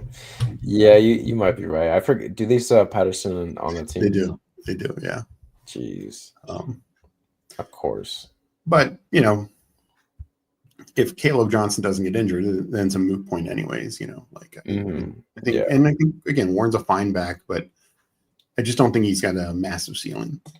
No, we would have saw that last year. I think if Warren was to hit his ceiling or showcase it, it would have been last year. He didn't do it. And I Mhm. think the Steelers they like Jalen Warren, but they love the archetype of Najee. That's why they drafted Caleb because Yeah. he fits that. So I do think you make a valid point. Now, DB Bet says I don't see why Scat is above Tracy. Yeah. So, Well, and look, I've heard this talk, and I think Tracy was fine as a rookie. Don't get me wrong, particularly late yeah. round rookie. And while it's only one round difference, fourth round to fifth round, um, the the Giants took Scatterboo. I can't remember the exact pick number, like 107, I think 105. it was the first pick in the fourth round, right? Or the second Yeah, I one? think it was the third pick Third because pick? I want to Okay. say Tootin, somebody else, and then Tootin went ahead of him. Third or fourth pick. Tracy was a compensatory fifth round pick. There's about 60 spots if you look at their true draft capital. There's about six. It's not just one round, which you'd say, oh, that's 30 spots. There's about 60 spots about in draft capital. Hmm. Um, so I think that's one thing. I think Tracy did also as a rookie, he fumbled a lot. It's a knock. And Scatterboo just does everything Tracy does, but honestly better. Like Scatterboo might be a better route runner and receiving back than Tracy, who starts his career. I like Stevenson here. I do too. I think Stevenson, not to cut you off, but I think he should be priced higher. I Um, agree. I agree. you, And I you, think there's a tier break after him also. yeah, like after because once we get to this range, it's more speculation. Well, I think Stevenson has a secure role with the Patriots. Yeah. Yeah, Um, and then yeah. So receiver here we could do Higgins. We could change it up. Trey Emeka actually, I think with Baker is fine. yeah, what's just Oh, sorry. Are tight end we? is Warren. Yeah, Warren, David Njoku. Yeah, let's do Higgins actually. Let's get our fourth Higgins. receiver Okay. here, and probably our fifth one will be super late. Okay. And I mean, I was debating between him and Warren. Yeah, Um, I love Warren. I do. I think he's has a chance to really, smash his ADP. But kind of like with the Titans, I think I just like the Titans a lot as well. Where I yeah, feel more okay passing on Warren than maybe Higgins. and also similar, and it might not happen, but I have seen Kraft fall some. Similar to how Loveland fell last time. Oh, Like okay. we Yeah. almost took Loveland at like Oh, 153 last time. Kraft could be there maybe when we come back up, maybe not. do you think But we should have took Kraft there? no, just because I don't want to pull up tight ends in this format unless it's like 2 to 4 spots. Like Yeah. we would have to pull them up 10 spots, 10 I guess. spots. Yeah. But just to go back to the Scatterboo Tracy thing, the other thing is Tracy was not really good inside the 5, inside the 10, and Scatterboo is going to just eat in that range. He's such a good short yardage back, and I honestly think comparing them to the Steelers, I think it's going to be a very similar type thing. I think Tracy is kind of like the Warren, and I think Scatterboo is kind of like the Najee / Caleb Johnson. Like keep in mind, even though Warren's just as much better pass catcher, Najee still would get 50 targets. Um, I think he had like 35 catches last year, something like that. So Yeah. I think it could be very similar to that. I just think Scaboo is more likely to get more touchdowns and probably more total touches, carries, and catches, and so more total yards. No, you're right. And I think the difference maker is Cam Scatterbo is probably the goal line back there. Yep. So Yeah. Giants aren't going to be a great offense, and they're not going to see the red zone, a lot. So I do think with Cam probably being the goal line back, and he catches passes too. He catches Yeah. passes. Tracy was a converted from a receiver, but I remember I had him on my main team last year, and Brian Dable benched him a few times because he fumbled the ball. Yeah. And I know Tracy's electric, but I am with you where I do think Cam Scatterboo is going to end up being the I don't know about the workhorse, but he is the starter there as soon as Yeah. week 1. Yeah, I think this could be just like a 60-40 split, and Yeah. nothing wrong with that. And again, I'm still taking Tracy, some similar to Warren. I'm still taking him.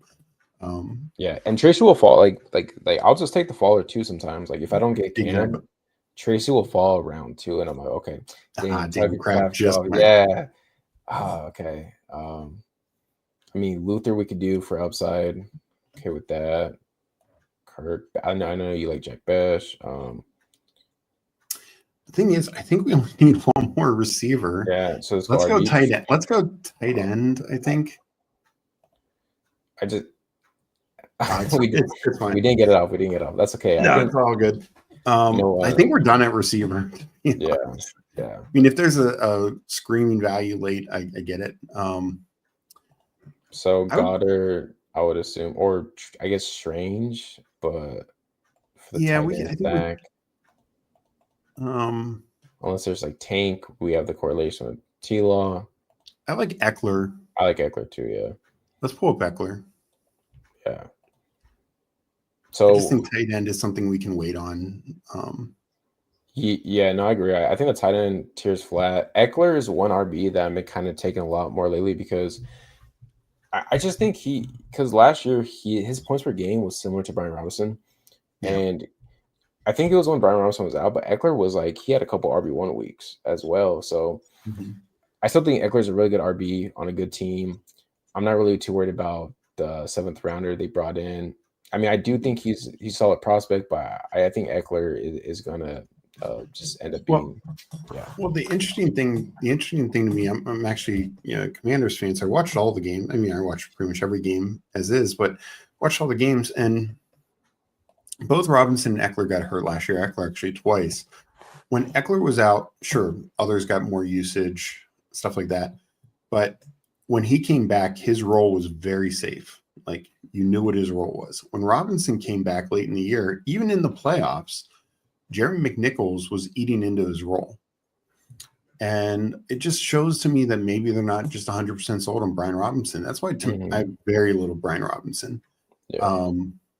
I just think he's mispriced, whether it's the rookie, whether it's Jeremy McNichols or Chris Rodriguez again, whether they give more to Eckler, whether they sign somebody off the streets or trade for somebody, whether it's like a Dobbins or they trade for, some backup somewhere. I just don't know. Again, this coaching staff didn't bring in Brian Robinson. They didn't draft him.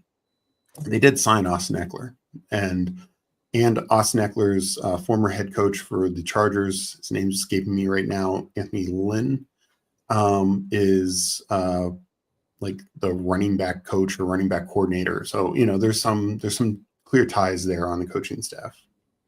No, I agree. I actually do remember Brian Robinson wasn't playing as much when he got back from injury, and Jeremy was it McNilius? What's his last McNichols, yeah, name? McNichols. He was getting some of the goal line work over Brian yeah, Robinson. Like exactly. small dude. So I mean, I wish Robinson would go a little later. Like he just goes a little too early for me. Yeah. Because I don't think his role is as secure. I want to end up with some of him, but it's just not the greatest situation. Yeah, I've been fading Robinson. I just prefer other RBs that go later than him right now. Yeah. So we have a 3-6-5 build. So and then let's look at quarterback actually. Are you a Moreau guy or do you wait a little later? I'm more of a wait. Wait, okay. The thing with Milrow is there are outs that it can work, but if Darnold, particularly if it's early in the year, if Darnold gets injured, it's not going to be Jalen Milrow filling in. It's going to be Drew Lock, and it honestly could be very similar to the Cowboys last year, and that was even a season-ending injury. Is Cooper Rush up until week 18, which doesn't matter to us at all, and then they gave Trey Lance a shot. No, that's a good point. I think you're right. I totally forgot Drew Lock was actually still on the Seahawks. So right It's, here, I mean, I think two tight ends makes sense, yeah, right? Doing let's. Gesicki I mean, I first. like Gasecki the most. So I do too. Yeah, yeah, Gesicki. And then if we do have both of these tight ends, do you lean Auden for the stack with Baker or just take Henry? I think Henry's a little better. We already have one stack with Baker. I don't mind taking the second stack, Hmm. um, but But Henry probably second option behind Diggs, right? Has a chance for that. yeah, Same thing. He did. He cost his. He goes obviously. FK, nice pick. But yeah, Nice I pick. mean, I'm totally fine with Otten. Yeah, let's do it. But yeah, like you said, like he could, I think the Patriots this year are going to be much better. I think it's Diggs, Kyle Williams, Hunter Henry, and yeah, Hunter Henry very similar to Gasecki. It was just touchdowns. He had the same kind of targets, catches as Zach Ertz. It was just touchdowns. That's all that separated them, and that could easily change this year as his offense should just be far superior. No, I agree with that. I want to ask you about Chig. Are you a Chig guy, or should he be worried about the tight end they drafted, Gunnar I'm Helm? I'm kind of worried of Gunnar Helm. Like Yeah, it's the same coaching staff as last year, and also, with the Bengal, it comes from the Bengals, and they would just mix up tight ends. And I just don't know if they trust Chig. They didn't trust him in a full role last year, and that was with just nothing. Nothing else was working. This year there's not a ton of depth at receiver, but it is deeper with all the rookies they brought in and yeah, stuff like that. So I do think Gunnar Helm is a bit of a threat. bit of a threat. Um, Okay, so it's something I draft him. I draft Chig sometimes, especially if I have like Cam Ward as my third tight end, but it's not something I want to be overexposed to. yeah. Don't love hearing that because Chig is one of my highest tight end exposures. Um, I I think it's something we'll see in camp, like if yeah. Helm's got a role or not. That is a big question mark because I think if he doesn't and Chig is a guy, I kind of look at it as like Chig is this athletic freak at the Yeah, time position who's sneakily had, over 50 receptions both years. So if he could kind of have that role and then Cam Ward is a good quarterback, I think Chig could be, maybe the number two option there. yeah, But we'll have to wait and see for and Cam Ward. that's why I not exclusively, but that's why I almost always take him with Cam Ward because it's Yeah. like if Ward's good, then that's when it's going to pay off. Like if Ward is just like average or above average, might not see a big difference. Yeah. Um, but No, so yeah, I that mean, makes a lot of sense. I want him some, but right, and I also feel like even if we get, you know, in August that Chig is the clear number one, it's not like Chig is going to rise to round 13 or something like that. He'll go from round 18 to rounds 15. Yeah.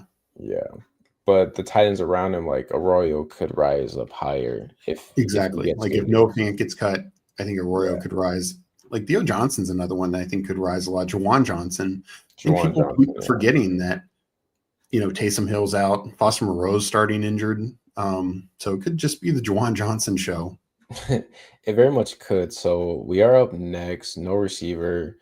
I think RB tight end here. Sanders we could do. Terrence Ferguson, I don't mind. Um, Devin Neal, I'm fine with doing that again. Marshawn Lloyd, we have love. Yeah, let's go Sanders. We didn't do him last time. Okay. Um, I think that's a good tight end room again. Yeah. Got a lot of investment. It looks Um, like the tight ends I build in regular drafts, so I'm cool yeah, with it. and running back, I don't mind mixing it up. One thing we could do is we could take Lloyd. Yeah, let's take Lloyd. Are I think you do you take Lloyd? Like, what's your kind of your so. thoughts on the Packers? It's another thing I'm kind of splitting up between Lloyd and Wilson. Like I understand Lloyd had significant draft capital Yeah, compared to Wilson, but Wilson actually played last year and he was fine. He he was averaged good. 5 point yards per carry too. He Yeah. was pretty solid. So I'm not, I think this is going to be camp battle. and Yeah, whoever is the number 2 back will have a value and have a role. But I don't mind taking Lloyd in this kind of build where it's our 7th running back, yeah. super flex draft late. I think the Packers want Lloyd to be the RB2. We Yeah, just don't know if he could win the job. exactly. 100% agree. Like, I think he's going to get the first crack at it. And I know he's banged up right now or whatever, but we just don't No, baby. know if he can actually beat out Wilson. Like, end Yeah. of the day, if Wilson outperforms him, then I think they're going to go with Wilson. No, I agree. I think they like Wilson too. Wilson, even with Jacobs' health, oh well, Jacobs stayed healthy, but Wilson was getting, good amount of snap share, Yeah. throughout the season. So that is a good one. So we got 2 picks left, right? We have a Yeah. 3-7-5-3. We're done So I at think, tight end. yeah, I think one's a quarterback. I think we could. I mean, our running backs are pretty strong, so we don't need to go an 8th running back. We could just tack on a 6th receiver, That's even what though I'm thinking. it's Yeah, very strong as well. Just from a depth perspective, though. And like, I rarely go 4 tight ends, but this is the type of build where I do 4 tight ends just because, like, yeah, if somebody like Arroyo's there. just a nice upside shot. Yeah, Yeah. I agree. A quarterback. So I am interested. Do you try to get a quarterback that is a handcuff to the other quarterbacks, So, or different? yeah, I mean, I'm fine going either way. I'd probably go Malik Willis. Again, same offense, same system. We saw last year he had a couple usable weeks when Love got hurt. Mhm. Um, you know, the I think who the Jags backup quarterback is right now. Mac.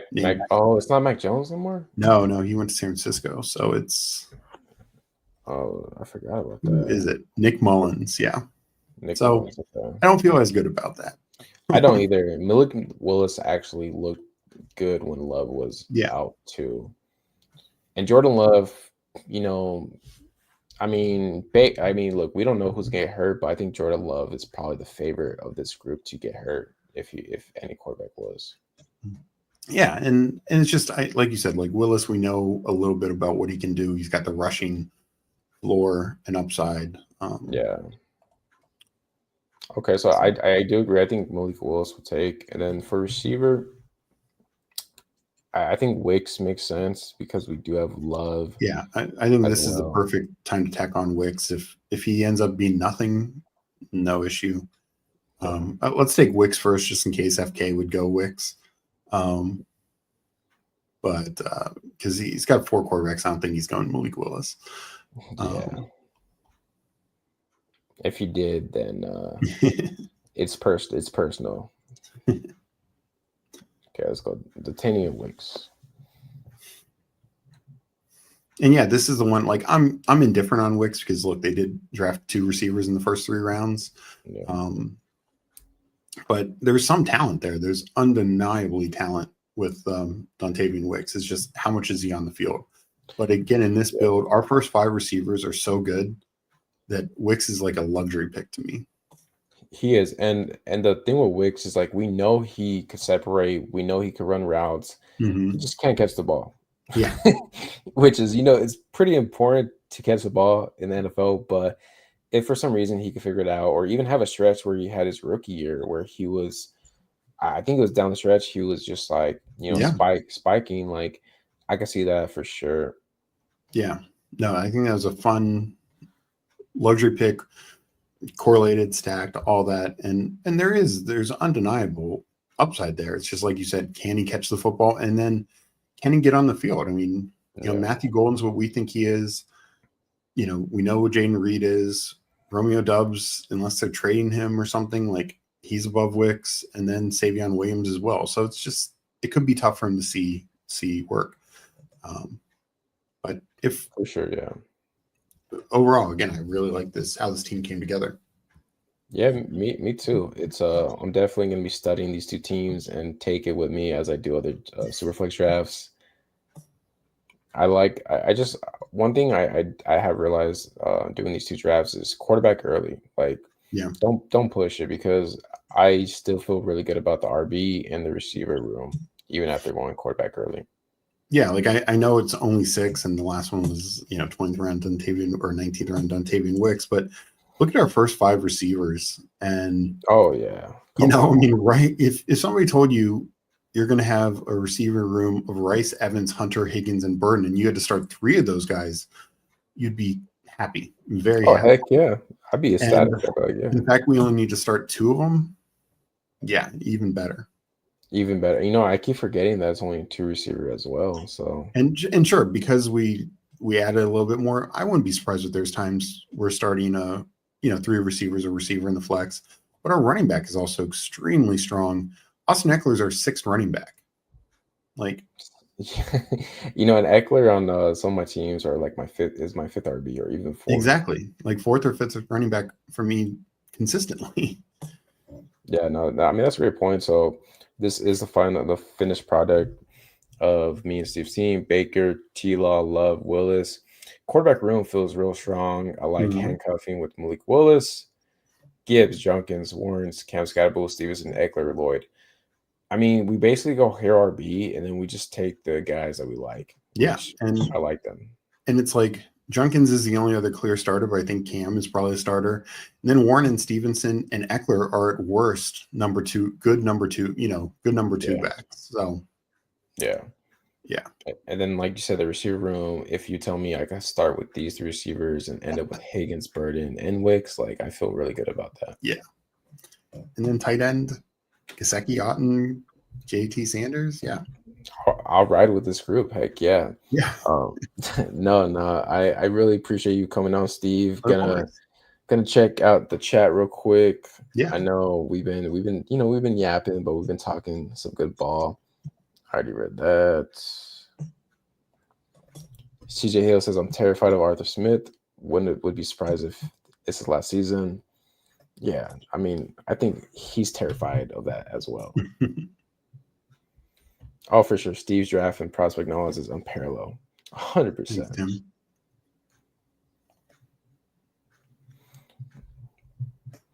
I mean, I mean, to be fair, yes. Potentially, yeah. I mean, I still think Scattaboo, for as much as the tush push and all that kind of stuff, and whether any changes occurred and how teams treated occur. No, I mean, I think Dart's going to have some rushing touchdowns for sure, but I think Scattaboo is still going to be very much the goal line guy. Yeah.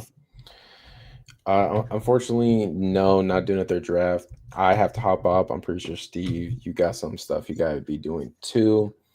But I do appreciate everyone that's been in the chat, that's drafted with us. If you guys are still here, feel free to like the button, sub to my channel. Also, I have Steve's YouTube channel, Twitter, and the Fanspeak subscription in my description. Go check it out. I would highly recommend the Fanspeak subscription, only $35 a year. You get weekly articles, you get his rankings and Megan's rankings, and so much more. And then Steve, tell the people where they, obviously I already have all the links in my description, but tell people where they can find you or just what you have cooking up for next week. Yeah. So you can find me on Twitter at SteveOSpeak. YouTube, it's the Fanspeak Network is our channel. And then like you mentioned, Fanspeak Best Ball Substack is our Substack. And like you said, it's a 1 year full 365 days. So, you get it now, you're getting it up until, June, whatever, next year. So you're getting the big board rankings, you're getting big board articles and all the pre-draft stuff as well. So yeah, no, we're just building that out. And this week, we're going to have shows. We're changing up our schedule a little bit because we're traveling at the end of the week. But so I think we're going to do our sibling showdown on Tuesday night. I think late Tuesday night, I'm going to be on Fantasy Football Garage's channel.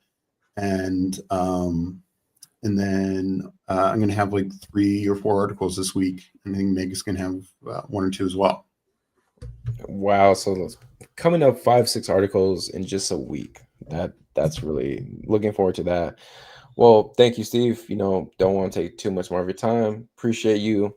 And I'll be seeing you on Twitter in the draft rooms as well. Absolutely. And to chat, I'll see you till next time. Peace.